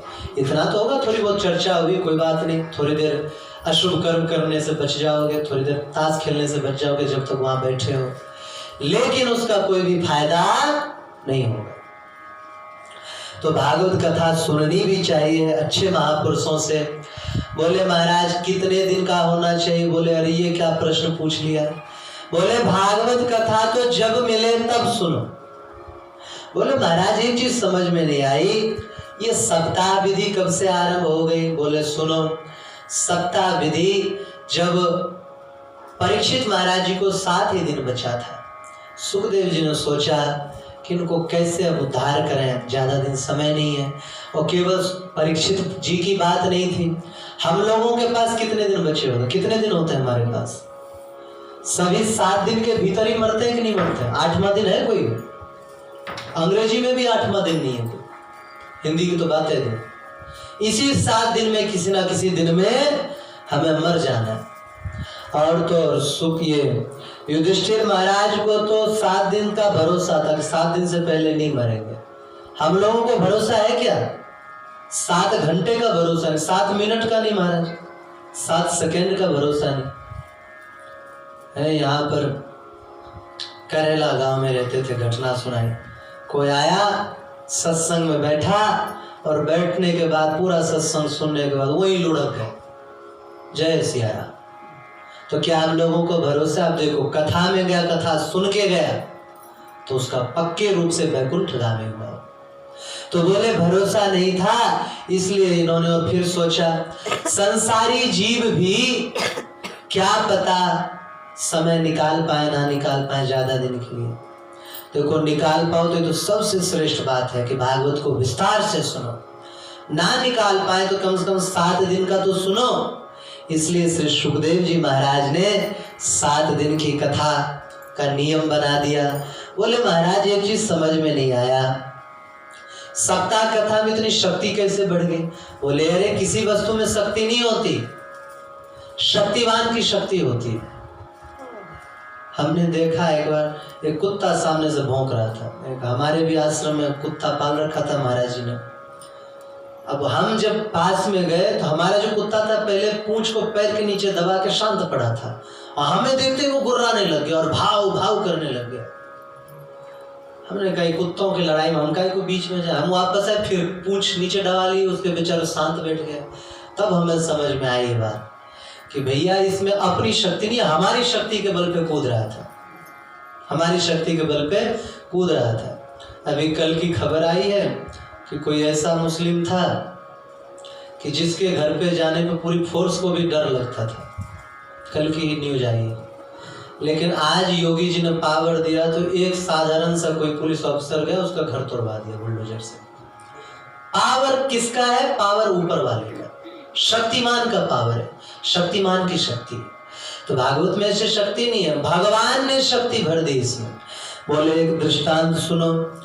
एक प्रतापशाली सम्राट था, तो उसका राज्य में एक बुद्धिमान व्यक्ति उत्पन्न हुआ। धीरे धीरे छोटे मोटे लोगों को प्रभावित करके राजा बन गया। राजा बन जाने के बाद सम्राट को पता चला, बोले जाओ सेना लेके हराओ उसको। सेना गई, परंतु महाराज सेना हार गई। आया मंत्री, बोला हमारी सेना हार गई। बोले अच्छा, इतना बुद्धिमान है वो, तो जाओ उसको बुला लाओ, हम देखते हैं कितनी बुद्धि है उसमें। लाया तो राजा ने क्या किया, अपने मंत्री को राजा का वेश बना के सिंहासन पे बिठा दिया और खुद मंत्री का वेश बना के नीचे बैठ गया। वो व्यक्ति निडर था, वो आया और आकर राजा के पास जाकर के बोला, कहिए महाराजा आपने हमें कैसे बुलाया? राजा तो हक्का बक्का रह गया। बोले तुमने हमें पहचाना कैसे? बोले महाराज, किसी व्यक्ति को ऊंचाई पे बिठा देने से ऊंचा थोड़ी हो जाता है, ऐसे तो मच्छर भी ऊपर उड़ते रहते हैं। क्या मच्छर बड़ा हो गया? तो पहचाना कैसे? बोले महाराज, मैंने देखा कि जो सिंहासन पर व्यक्ति बैठा है वो भी आपके मुंह की ओर देख रहा है, और जितने भी सभासद हैं वो राजा की ओर ना देख के आपके मुख की ओर देख रहे हैं कि आप क्या इशारा देंगे, क्या आज्ञा देंगे। समझ गया मैं कि आप ही राजा हैं। बोले ऐसे ही मुनियों सभी साधन अपूर्ण है। इस कलिकाल में भगवान जो है बैठ गए भागवत में। कैसे महाराज? बोले आखिरी समय था द्वापर का, युधिष्ठिर महाराज का राज आ गया और जितने भी यदुवंशी हैं वो सब के सब बेचारे लड़ मरे। तो उद्धव जी महाराज ठाकुर जी के पास गए और हाथ जोड़ करके बोले, प्रभु मैं कुछ निवेदन करना चाहता हूँ। कहो उद्धव, क्या चाहिए तुम्हें? तुम्हारी इच्छा पूर्ण करूंगा। बोले प्रभु, आप यहाँ प्रकट होकर के लीलाएं करी, सबको दर्शन दिया और अब आप जा रहे हैं। कलयुग में कैसे आपका दर्शन होगा जीवों को? किस सहारे जीव रह पाएंगे? तो बोले क्या चाहते हो? बोले प्रभु मैं चाहता हूं कि आप यहाँ से जाओ मत। बोले ऐसा नहीं हो सकता, और मैं कहीं आजाद थोड़ी रहा हूं, मैं तो पूरी सृष्टि में कण कण में हूं। जीव तो भूले बैठा है अपने आप को, बस इसीलिए बेचारा भटक रहा है। एक हंस पानी पी रहा था, बेचारा नाली में गिर पड़ा, काला हो गया। कौवा आए, बोले अरे तू तो हमारा बच्चा है। वो कौवे के पीछे उड़ने लग गया। एक बूढ़े हंस ने देखा, अरे काला हंस आज तक नहीं देखा था। पकड़े उसे दौड़ करके, तू हंस है। वो काव काव करने लग गया, मानो तो कौवा हूं। उसे पकड़ के जबरदस्ती गंगा जी में नहलाया, देखा अरे मेरा रंग तो सफेद है। बोले ऐसे ही जीव केवल ऊपरी आवरण चढ़ा हुआ है माया का, नहीं तो ये वही तो स्वरूप है, चिदंश है, भगवान का अंश है। ठाकुर जी ने कहा ना, ममे वंशो जीव लोके जीव भूता सनातन, मेरे ही अंश है ये जीव। तो बोले मैं कोई भटक मतलब कहीं से आता जाता नहीं, मैं तो अवतार ले लेता हूँ, और मेरे शरीर को क्या तुमने हाड़ मांस का समझा? बोले नहीं प्रभु। फिर बोले जैसे गंगा मैया में जल लिया और जल लेकर के जमा के बर्फ बना डाला, और बर्फ बना दिया, और जब बर्फ का काम खत्म हो गया तो फिर वापस गंगा जी में समा गया। बोले प्रभु मूर्ति ठाकुर जी का विग्रह तो कोई दर्शन कर भी पाएगा, आप पूरे संसार में भले ही हो लेकिन आपसे किसी का फायदा कैसे होगा? हमने उस दिन बताया था, एक आदमी की गाड़ी पंचर हो गई, उसने सिर निकाला भाई गांव के व्यक्ति से, अरे हवा है क्या, कहीं हवा भरवाना है। वो व्यक्ति वेदांती एकदम शास्त्र पढ़ा हुआ, अरे हवा की बात क्या कर रहे हो, पूरी सृष्टि में हवा भरा पड़ा है, चारों ओर देखो हवा ही हवा है, बिना हवा के सांस ही नहीं ले सकता कोई। उसे समझाए भाई गाड़ी में हवा भरनी है, अरे कहीं भी भर ले, हवा तो हवा ही है। एक व्यक्ति देख रहा था, बोले अरे इस मूर्ख के चक्कर में आप क्या है, मैं बताता हूँ। वो थोड़ा सा ज्यादा विद्वान था, उसने बोला अरे संसार में हवा तो तुम्हारे अंदर भरी पड़ी, तुम हवा से तो जीवित हो। क्या बेवकूफों का गांव है भाई। तीसरा व्यक्ति बोला भैया चलो बता दूं, वहां पर पंप है, उससे भर जाएगा हवा। अब भले ही पूरी सृष्टि में हवा भरा हो, लेकिन गाड़ी में भरने काम आएगा क्या? या अपने अंदर हवा भरो तो क्या मुंह से फूक फूक के भरोगे? उसके लिए कोई ना कोई यंत्र चाहिए। बोले इसी तरह पूरी सृष्टि में हवा भरा, पूरी सृष्टि भगवान है, निराकार भगवान, लेकिन उससे हमें कोई फायदा नहीं होने वाला। फिर आ जाता है अंदर हवा, अंतर्यामी रूप से हृदय में है कि नहीं है? सबके हृदय में भगवान विराजमान है, उससे भी हमें फायदा नहीं। हमें तो चाहिए पंप, मतलब जो मुरली वाला है, टेढ़ी टांग वाला है या धनुष बाण वाला है, इसको हम देख सकते हैं, इसके सामने निवेदन कर सकते हैं। और महाराज भक्त तो भगवान को जब भक्ति करने लग जाता है, हृदय में भगवान आ जाते हैं, वो मृत्यु तक पे विजय प्राप्त कर लेते हैं। भगवान यही की घटना बताऊं, चिकसौली की घटना। इस तरफ आगे एक जंगली एरिया में संकेत की तरफ महात्मा रहता था, चिकसौली में रोज भिक्षा करने उस तरफ से आता था और भिक्षा करके जाता था। कुछ ग्वारिया थे, बाबा जो है रोटी ले आते थे, ग्वारिया लोग गाय रखते थे, दूध छाछ ले आते थे, खाते पीते। एक दिन बाबा से, बाबा खा ले। बाबा बोले भाई ग्वारियाओं, अब हम नहीं खाएंगे, हमारा शरीर आज पूरा हो जाएगा, तुम लोग अर्थी सजा करके और कर देना कहीं संस्कार। वो कोई बात नहीं, खा ले बाबा, मत खा। वो अपना खा पी के जाने लगे, सोचा बाबा ने कहा है देख लें, देखा मर गए बाबा। अब उठा के और वो बांस फाड़ करके बनाया अर्थी और ले चले। तो बाबा ने कहा था दोनी कुंड पे संस्कार करना हमारा। चिकसौली से गुजर रहे थे, चिकसौली की एक माता जी बुढ़िया का बेटी का ब्याह था, तो कौन से बाबा है? बोले वो बाबा। अरे बता तो सही, ये बाबा आज ही मरनो हो या को, आज मेरी बेटी की विदाई है, अगर विदाई ना होती तो मैं कम से कम दर्शन तो कर लेती बाबा तेरे आखिरी समय के। लावे दर्शन तो कराए दे कम से कम। बाबा उठ खड़े हुए ऊपर से, आवाज लगाई, अरे भाई नीचे रखो। डर गए बेचारे सबके सब। खोल रस्सी, खोल दिया। चिंता मत कर मैया, मैं कल फिर मर जाऊंगा, कर ले आज बेटी को विदा। आशीर्वाद दिया बेटी को, और अर्थी भी खुद ही उठा के लेके चले गए बाबा। रोज रोज कौन बना के लाएगा? और दूसरे दिन समय पे हो गए मैया, हो गए और मर गए बाबा। तो हृदय में भगवान आ जाए तो व्यक्ति अमर जैसा हो जाता है, इच्छा मृत्यु हो जाती है। तो बोले कहीं से आना जाना थोड़ी है हमारा, हम तो यही हैं। और बोले कि हम जो है, जो जिस भाव से हमारा भजन करेगा, हम उसे उसी भाव के अनुरूप दर्शन दे देंगे, उसी भाव के अनुरूप दर्शन दे देंगे। श्रीधर स्वामी जी महाराज छोटे से थे, महात्मा आए गांव में, महात्मा से महाराज हमें भी कुछ बताओ। तो महात्मा पूछते थे तुम्हारी जहां आसक्ति उसको भगवान उनके चिंतन करो। तो पूछा भाई तुम्हारी आसक्ति कहाँ है? बोले हमारी आसक्ति तो भैंस में है। ठीक है, तो इसी का चिंतन कर बेटा। गुफा में जाकर चिंतन करने लग गया। कुछ समय बाद गुरुजी आए भगवान को लेके, बेटा बाहर आ जा, दर्शन कर ले भगवान के। गुरुजी बाहर नहीं आ सकता। मैं कैसे? अंदर तो ऐसे ही घुसा था, लेकिन चिंतन करते करते सींग निकल आए भैंस की तरह, अब बाहर नहीं निकल सकते। चिंतन का प्रभाव हुआ, भगवान का चिंतन किया। अब भगवान का चिंतन किया भैंस के रूप में। और आश्चर्य की बात बताऊं, भगवान जो रूप दर्शन देने आए थे वो भैंस के रूप में आए। भगवान के 4 हाथ थी, शंख चक्र था, लेकिन सिर भैंसे जैसा था। वो देख के बड़े प्रसन्न भय। बाद में गुरुजी ने समझाया अब ऐसा चिंतन मत कर, भगवान सुंदर है। फिर उन्होंने अलग चिंतन किया। तो बोले भक्त जिस रूप में मुझे प्रकट करना चाहेंगे उसी रूप में मैं प्रकट हो जाऊंगा। सूत जी कहते हैं मुनियों, इतना करके भगवान भागवत में ही सुख रूप से अंतर्हित हो गए, भागवत में विराजमान हो गए। तब से भागवत ग्रंथ की महिमा इतनी बढ़ गई। बोलते हैं महाराज, सौनक जी पूछते हैं, सूत जी कहते हैं, सूत जी सौन मुनियों, भागवत की महिमा वर्णन हो ही रही थी, तब तक एक बड़ा आश्चर्यजनक के दृश्य प्रकट हो गया। क्या प्रकट हुआ?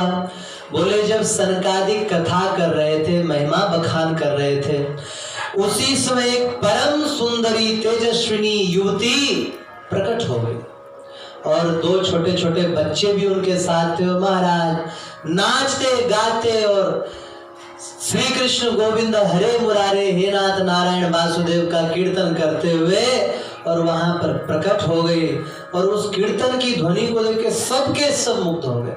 चलो ये कीर्तन हम भी करें थोड़ा सा। भक्ति महारानी का कीर्तन है।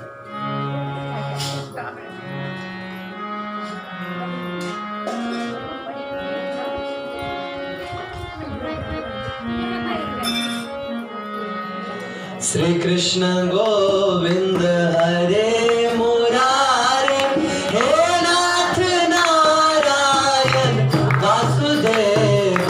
श्री कृष्ण गोविंद हरे मुरारे हे नाथ नारायण वासुदेव। श्री कृष्ण गोविंद हरे मुरारे हे नाथ नारायण वासुदेव। श्री कृष्ण गोविंद हरे मुरारे हे नाथ नारायण वासुदेव। हे नाथ नारायण वासुदेव। हे नाथ नारायण वासुदेव। हे नाथ नारायण वासुदेव। हे नाथ नारायण वासुदेव।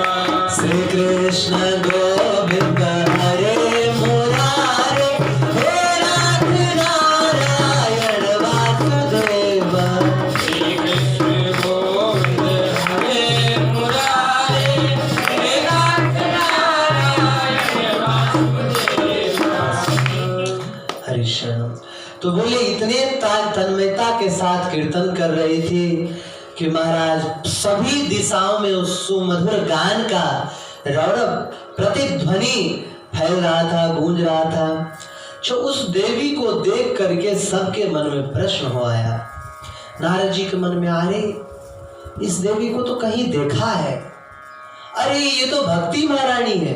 अरे वाह, उस दिन तो बड़ी उदास थी, आज इसका मुख कितना तेजस्वी हो रखा है। और ये दोनों बच्चे, इसको भी देखा, अरे ये तो वही बूढ़े हैं ज्ञान वैराग, ये तो बिल्कुल इनका तो जैसे कायाकल्प हो गया है। महाराज सबने पूछा, महाराज ये है कौन, प्रवेश कहां से किया? क्योंकि इतनी भीड़ इकट्ठा थी, इतनी भीड़ थी कि महाराज किसी चींटी को भी जाना हो तो उसके लिए भी जगह नहीं थी, इतनी खचाखच भीड़ बड़ी थी। कहां से प्रकट हो गई? नारद जी ने ऐसी तर्कना देख करके और नारद सनकादि महर्षियों ने कहा कि समुपस्थित महानुभावों, आप इस देवी को जानते ही होंगे, ये और कोई नहीं, साक्षात भक्ति महारानी है। ये कहीं और से नहीं आती, ये भागवत के अर्थ से प्रकट हुई है, भागवत के अर्थ से प्रकट हुई। और बोले कोई कितना भी बड़ा पंडित क्यों ना हो, श्रीमद् भागवत का अर्थ पंडिताई से व्याख्या भले कर ले, श्लोकों को तोड़ मड़ोड़ के इधर से उधर करके ऐसा वैसा खूब अर्थ कर ले, लेकिन जब तक हृदय में भक्ति नहीं आएगी सही अर्थ नहीं लगा सकता, कितना भी बड़ा पंडित हो। बोले इन्हीं भक्ति महारानी के कृपा से महाराज सब भक्तों को भगवान के दर्शन होते हैं। श्रोताओं ने पूछा, महाराज ये यहाँ कैसे पधारे? बोले भागवत के महात्म का प्रभाव है कि इनको प्रकट होना पड़ा। भक्ति महारानी ने पूछा, महाराज हम कहाँ निवास करें? भक्ति महारानी को इन्होंने कहा कि आप भक्तों के मन में ही निवास करो, भक्तों के मन में निवास करो, भक्तों के हृदय में निवास करो। क्यों? क्योंकि कलिकाल जो है बाकियों के ऊपर कितना भी प्रभाव कर ले, लेकिन भक्तों के हृदय के ऊपर प्रभाव नहीं करता। मैंने बहुत अद्भुत अद्भुत महात्माओं के चरित्र पढ़े सुने। एक महात्मा जी थे, उनके पास कोई आता था, रोज 10 गालियां नियम से सुनाता, रोज यही उसकी आराधना। मर गया, यमदूत पकड़ के ले जा रहे थे। महात्मा दिव्य दृष्टि वाले, बोले अरे कौन रो रहा है? यमदूत से उसने कहा, जीव ने, भाई मेरी नियम है रोज 10 गाली देता हूँ, आज भी मौका दे ले भाई, तू अब इतना कष्ट भोगना है, थोड़ा और भोग लेना। वो दे रहा था, यमदूत पकड़ के जब ले जा रहे थे, मारते पीटते, महात्मा करे कौन है? बोले महाराज आपका निंदक है। मेरा निंदक? इतना सुनना था कि मेरा है। अरे निंदक है तो क्या मेरा है? खींच के तुरंत नीचे लिया और कान में राम नाम सुना दिया और उसका भी उद्धार कर दिया। तो संत तो ऐसे होते हैं महाराज। सुना है दयानंद सरस्वती जी को एक महात्मा रोज गालियां देते थे। अरे बताओ, भगवान की पूजा नहीं करता, और बात सही भी है, गाली देने लायक थे, लेकिन उनकी एक बात पसंद आई ना।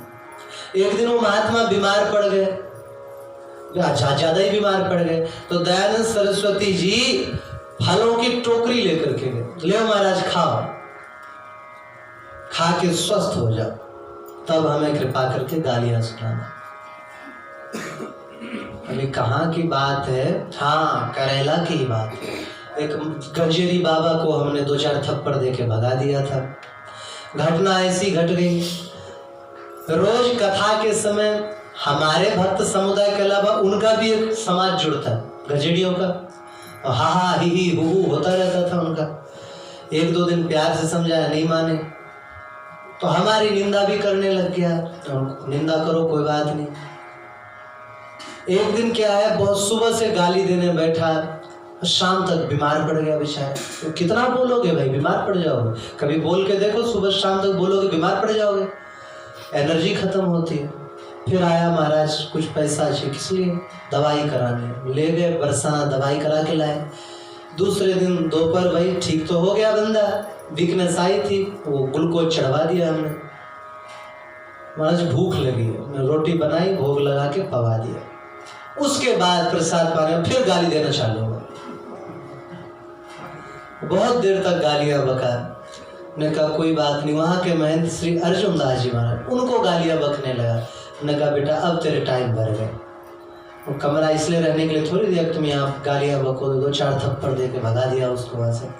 तो कहने का तात्पर्य यह है कि ऐसे जीवों के ऊपर भी, अब हम संत होते तो हम तो उसको सिर पे बिठा के रखते, लेकिन हम ऐसे संत तो है नहीं सहन करने वाले।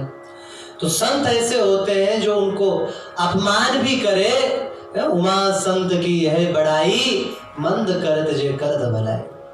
जो उनका बुरा चाहते हैं उनका भी संत लोग भला चाहते हैं।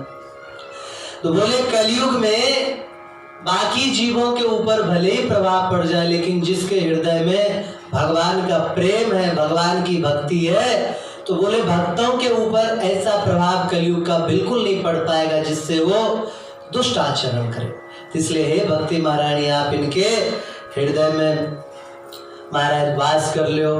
तब से भक्ति जो है भक्तों के हृदय में वास करने लग गई, और भक्ति जब हृदय में वास करने लग गई तो जहां भक्ति आती वहां भगवान को आना ही पड़ता है। महाराज सुना है कहीं कहीं परंपरा है मध्य प्रदेश में भी, कि ब्याह से एक दिन पहले लड़की के मुंह में सुपारी दे देती, वो चूसती रहती है। ब्याह के दिन फिर वो सुपारी को कूट के लड़के को खिला दिया जाता है। लेकिन क्यों? वो लड़का बस में रहेगा। बहुत लोग का भाई परंपरा है, भले ही लोगों को अच्छा लगे बुरा लगे, है परंपरा वहां की।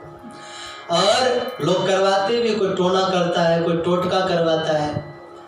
पति पत्नी को बस में करना चाहता है, पत्नी पति को बस में करना चाहती है। तो नियम होता है, पुराना नियम है। तो ये पता नहीं कहाँ तक अब भी चल रहा है कि नहीं चल रहा है। शास्त्रों में निंदा भी है इस बात की। मतलब कोई पत्नी की हाँ में हाँ मिला है तो भी निंदा करते हैं, कोई पति के हाँ में मिला है तो भी निंदा करते हैं। लेकिन भले ही निंदित मानी जाती हो, लेकिन ऐसा लगता है कि हमारे ठाकुर जी ने भक्ति महारानी का जूठा सुपारी खा रखा है। जहां भक्ति महारानी हृदय में आई नहीं कि वहीं ठाकुर जी को अवतरित होना पड़ता है, प्रकट होना पड़ता है। वो अपने आप को रोक नहीं पाते, बिल्कुल रोक नहीं सकते। और बोले ये ध्रुव निश्चित है कि भगवान को आना ही पड़ता है जब भक्ति बुलाए। बोलते मुनियों, सनकादि महर्षियों के कहने से भक्ति देवी जब कथा श्रोताओं के हृदय में प्रवेश कर गई तो भगवान का वहां पर सिंहासन डोला। ठाकुर जी उठे और उठ करके महाराज वहां प्रकट हो गए कथा में। करोड़ों करोड़ों उनके लोभी, कथा सुनने के लोभी पार्षद अबीर गुलाल उड़ाते हुए भगवान का नाम गाते हुए और वहां पर प्रकट हो गए। सब आनंद में विभोर हो गए। नारद जी के हर्ष का ठिकाना नहीं रहा। बोलो भक्त वत्सल भगवान की जय। और प्रकट हो गए महाराज। अद्भुत कीर्तन हो रहा था। आप लोग भी कीर्तन करो। राधे गोविंद गोविंद गोपाला, राधे राधे गोविंद गोविंद गोपाला, राधे गोविंद गोविंद गोपाला, राधे गोविंद गोविंद गोपाला, राधे गोविंद गोविंद गोपाला, गोपाला, राधे गोपाला, गोपाला, राधे गोपाला, विश्वभानु लले नंद के लाला, विश्वभानु के लाला, राधे गोविंद गोविंद गोपाला, राधे गोविंद गोविंद गोपाला। श्री राधा दीदी की जय। और महाराज जब ठाकुर जी प्रकट हो गए तो वहां जितने भी हिंसक जीव जंतु थे वो भी आगे कथा सुनने के लिए, और सब शांत होकर के वो कथा सुन रहे थे। भगवान सबके हृदय पर आसीन हो गए। मुनि कुमारों ने कहा कि भागवत सप्ताह महात्म का इतना जब फल है कि भगवान प्रकट हो जाते हैं हृदय में, तो सोचो भागवत सुनने का क्या फल नहीं होगा। सनकादि मुनियों ने कहा नारद जी यह कोई नया आविष्कार नहीं है, ये कथा प्राचीन परंपरा से चला आ रहा है। बोले महाराज इसके अधिकारी कौन कौन है कथा सुनने के, और कौन कौन से पाप दूर हो जाते हैं।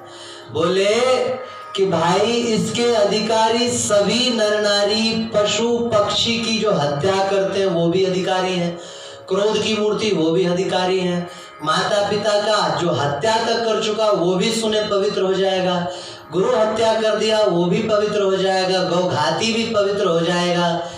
केवल एक व्यक्ति के विषय में शास्त्र में कहीं नहीं लिखा है पवित्र होने का, वो है कृतघ्नि। कृतघ्नि माने होता है किसी ने आपका भला किया, आप उसकी भलाई भूल के आप उसकी निंदा करने लगे, उसे कृतघ्नि कहते हैं। इसका शास्त्र में कहीं प्रायश्चित नहीं है, लेकिन भागवत सुन करके और फिर प्रतिज्ञा करे आगे इसमें ऐसा नहीं करूंगा तो उसका भी महाराज प्रायश्चित हो जाता है। बोले छोटे मोटे पापों की तो बात ही पृथक है। शास्त्र में 5 अत्यंत महापाप बताया। कौन सा? ब्राह्मण की हत्या करना और द्विज होके शराब पीना। महाराज द्विज होने के बाद बाकी जितना भी पाप है क्षम्य हो सकता है। शराब पी लो, मद्य पी लो, वो क्षम्यता नहीं होता। कथा आती है एक पुराणों में कि एक ब्राह्मण मांस खाता था, भ्रष्ट हो गया पूरा, शराब नहीं पिया उसने कभी। तो वेश्या के यहाँ पर लेटा हुआ था, तो वेश्या ने सोचा रात में इसके मुंह में डाल दो खोल के। मुंह में जैसे ही डालने का प्रयास किया, मुंह से अग्नि प्रकट भई और उसका पूरा घर जल के भस्म हो गया। वो जगह क्या हो गया? तो आकाशवाणी हुई, द्विज तूने अभी तक मद्यपान नहीं किया था, इसलिए ब्रह्म तेज तुझ में थोड़ा सा बचा हुआ है, इसलिए तुम्हारी रक्षा करिए। तो ब्राह्मण होकर के सुरापान करता है, स्वर्ण की चोरी और बड़े गुरुजनों की पत्नी के साथ दुराचार और महापातकियों का संग। देखो पापी तो बुरे हैं ही जो पाप करता है, पापियों का जो संग करता है उसको भी उतना ही पाप मिलता है। इसलिए जो गौ हत्यारा हो, मांस खाने वाला हो, मुर्गा खाने वाला, इसका संग भी मत करो भूल से। देखते ही रास्ता बदल दो, या उसका रास्ता बदल दो या अपना रास्ता बदल लो। तो बोले ये सभी पाप, बाकी किसी विधि से इसकी निष्कृति नहीं हो सकती, लेकिन भागवत सुनने से इसका भी नाश हो जाता है। भूत प्रेत पिशाच भी सुन ले तो महाराज उद्धार हो जाता है। सौनक जी ने पूछा महाराज अब रहा ही क्या है, एक बात बताइए, क्या सभी मुक्त हो जाते हैं? बोले हाँ सभी मुक्त हो जाते हैं। इस विषय में एक प्राचीन इतिहास सुनाता हूं, सुनो। है आज 5वां दिन है, आज हम पहुंच पाए हैं आत्मदेव जी तक। और कहा एक दिन में भागवत के में खत्म, बहुत सारे चरित्र पूरे हो जाते हैं। हरिशरणम हरिशरणम। बोले इतिहास सुनाता हूं, ध्यान से सुनो। बोले संतति की इच्छा प्राणी मात्र की होती है। संतति, संतान उत्पन्न करने की इच्छा। अगर ये इच्छा बलवती नहीं होगी तो महाराज आप पक्का समझ लो, ये इच्छा अगर मन में अपने आप प्रकट ना हो, जैसे कर्म करना पड़ता है, चाहे तो करें ना चाहे तो ना करें, तो पूरी सृष्टि खत्म हो जाती, कोई बच्चे ही पैदा नहीं होते। लेकिन ये स्वाभाविक इच्छा होती है लोगों की कि छोटा सा बच्चा हो घर में, उसको खिलाएं कुदाएं और महाराज खेलें कूदें। तो बोले मुनियों, एक प्राचीन काल की घटना है। दक्षिण देश में एक तुंगभद्रा नाम की नदी थी।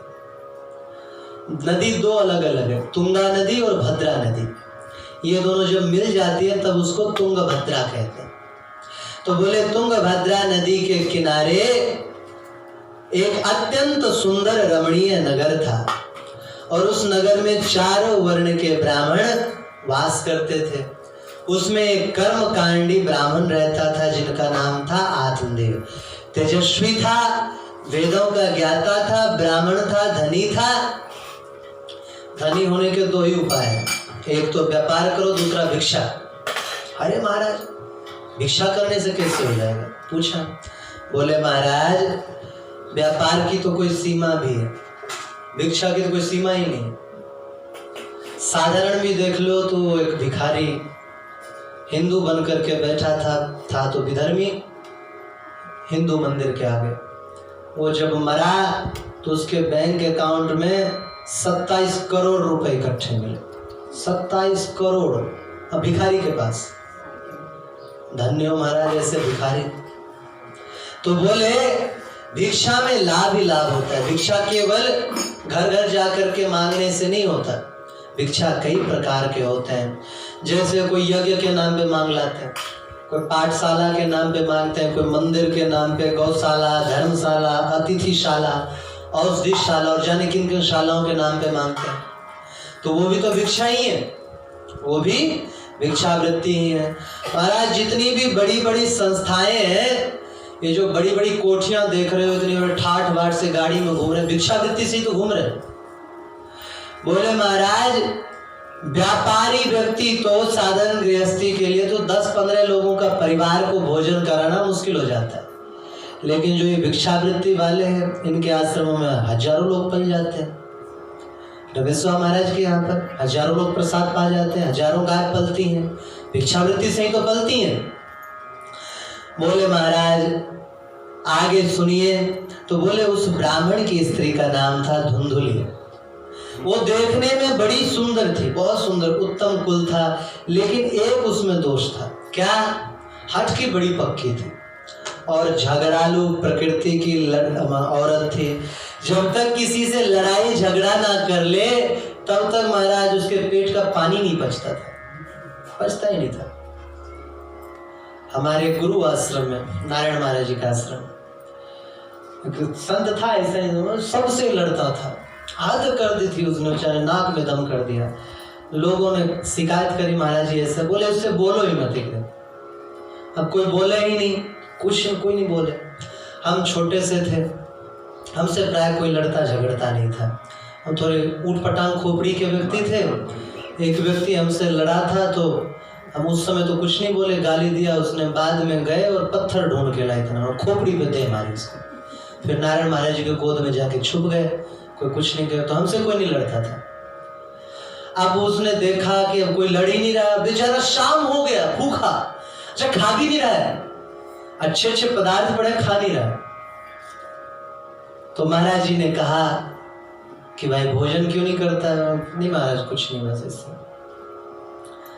हम उसको देख के मुस्कुरा गए। तो मुझे लगा कि भाई जब तक लड़ेगा नहीं तो भोजन कर, इतनी सी बात में चालू हो गया, हंसता है मुझे देख करके, शर्म नहीं आती, मैं सुबह से भूखा हूं और तू मुझे देख के हंस रहा है, देखो महाराज इसको मैं छोड़ूंगा नहीं है। और जब थोड़ी देर लड़ लिया तब जाके महाराज दिल प्रसन्न हुआ, तब जाके भोजन किया। तो वृत्ति बन जाती है महाराज।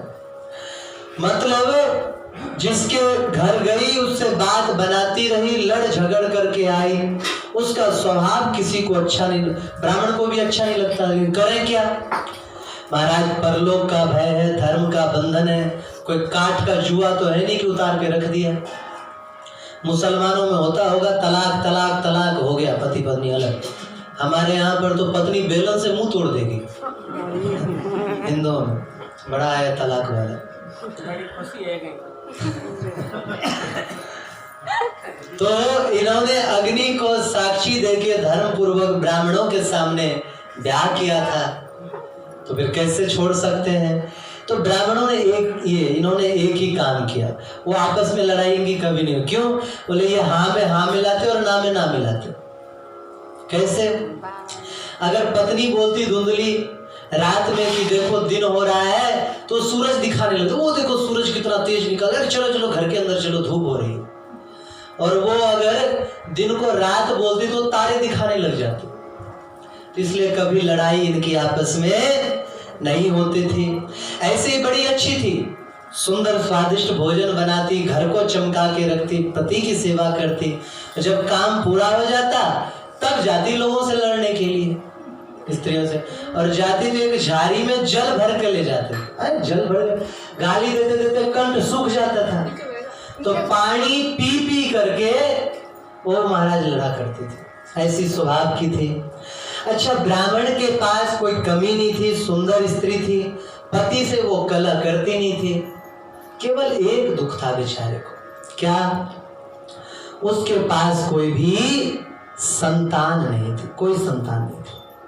बेचारा बड़ा उदास था, सोचता था कि मेरे पितर आशा लगाए बैठे होंगे कि मैं अभी जल दे रहा हूं, मेरे बाद कौन जल देगा, पता नहीं क्या होगा, पितरों को नरक भोगना पड़ेगा। ज्योतिषियों को बोला महाराज क्या करें? बोले कि गौदान करो, दीन दुखियों को खिलाओ, स्वर्ण दान, अन्न दान, वस्त्र दान, भूदान करो। खूब किया महाराज, जिसने जो बताया वही किया, लेकिन कोई संतान नहीं हुई। तब एक दिन की घटना है, स्नान करके आ रहा था, कोई भंगिन आ रही थी उधर से। इनको देखते ही बोले अरे राम राम राम, बाप बताओ आज निपुते का मुंह दर्शन हो गया, आज पता नहीं मुझे रोटी भी मिलेगा कि नहीं। बेचारे आत्मदेव जी को बड़ी ग्लानि हुई।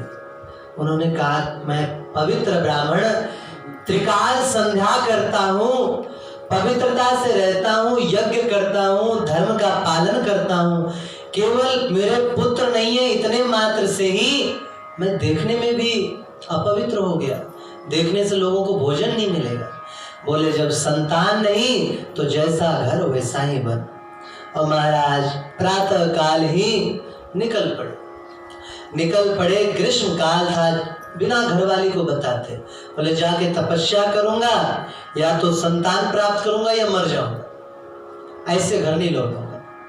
गर्मी का महीना था, दोपहर हो गई, जंगल में जाते जाते, इतना चलने का अभ्यास था नहीं, शरीर सुकुमार था, गर्मी के कारण पृथ्वी जल रही थी, कंठ सूखने लग गया। तो एक सरोवर के तट पे गए, सुंदर जल पी करके, और महाराज बैठे, तभी तक क्या देखते हैं, किंग कर्तव्य विमूढ़ बैठे हुए थे। ठाकुर जी ने सोचा कि इतना पवित्र ब्राह्मण, त्रिकाल संध्या करने वाला, केवल संतान ना होने की वजह से मर जाए, ये ठीक नहीं है। ठाकुर जी एक सन्यासी का रूप धारण करके आ गए। देखो महाराज, मरते तो तमाम लोग हैं, कट जाते हैं, और ट्रेन में बैठ के और जाने कैसे कैसे कट जाते हैं। ठाकुर जी नहीं आते, क्योंकि वो ब्राह्मण कैसे कहें उसे। अपने धर्म तक को नहीं निभाता। सबरे मुसलमान 5-5 टाइम का नमाज पढ़ते हैं। हिंदुओं को बोलो तुम थोड़ी देर गायत्री जपा करो, मंदिर आया करो। इधर हजारों लोगों की बस्ती में गिने चुने लोग मंदिर में आते हैं। हजारों लोगों की बस्ती में गिने चुने लोग कथा सुनने आते हैं। तो हमसे श्रेष्ठ तो वही है, कम से कम अपने धर्म के प्रति कट्टर तो हैं। तो हम लोग अपने धर्म के प्रति कट्टर नहीं। ठाकुर जी उसी की चिंता करते हैं जो अपने धर्म के प्रति कट्टर। और ठाकुर जी सन्यासी का रूप धारण करके वहां पर प्रकट हो गए। अब आगे की कथा कल सुनना।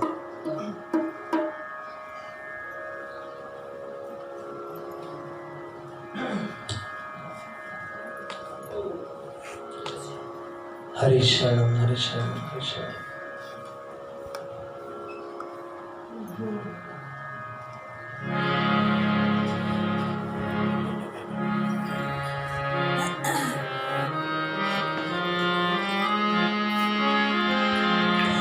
श्री कृष्ण गोविंद हरे मुरारे, हे नाथ नारायण वासुदेवा।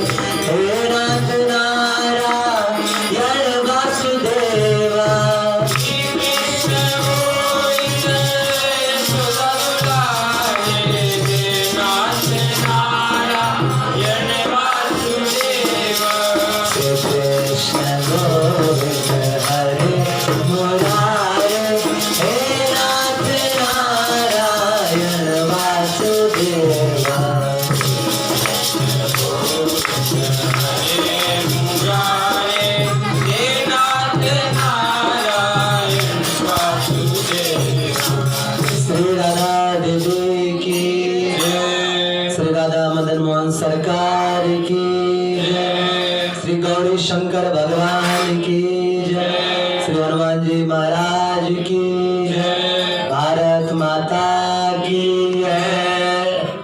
जगत गुरु द्वाराचार्य मनुक पीठाधीश्वर सदगुरु डॉक्टर राजेंद्र दास देवाचार्य जी महाराज की जय। अनंत श्री विभूषित भक्तमाली श्री गणेश दास जी महाराज की जय।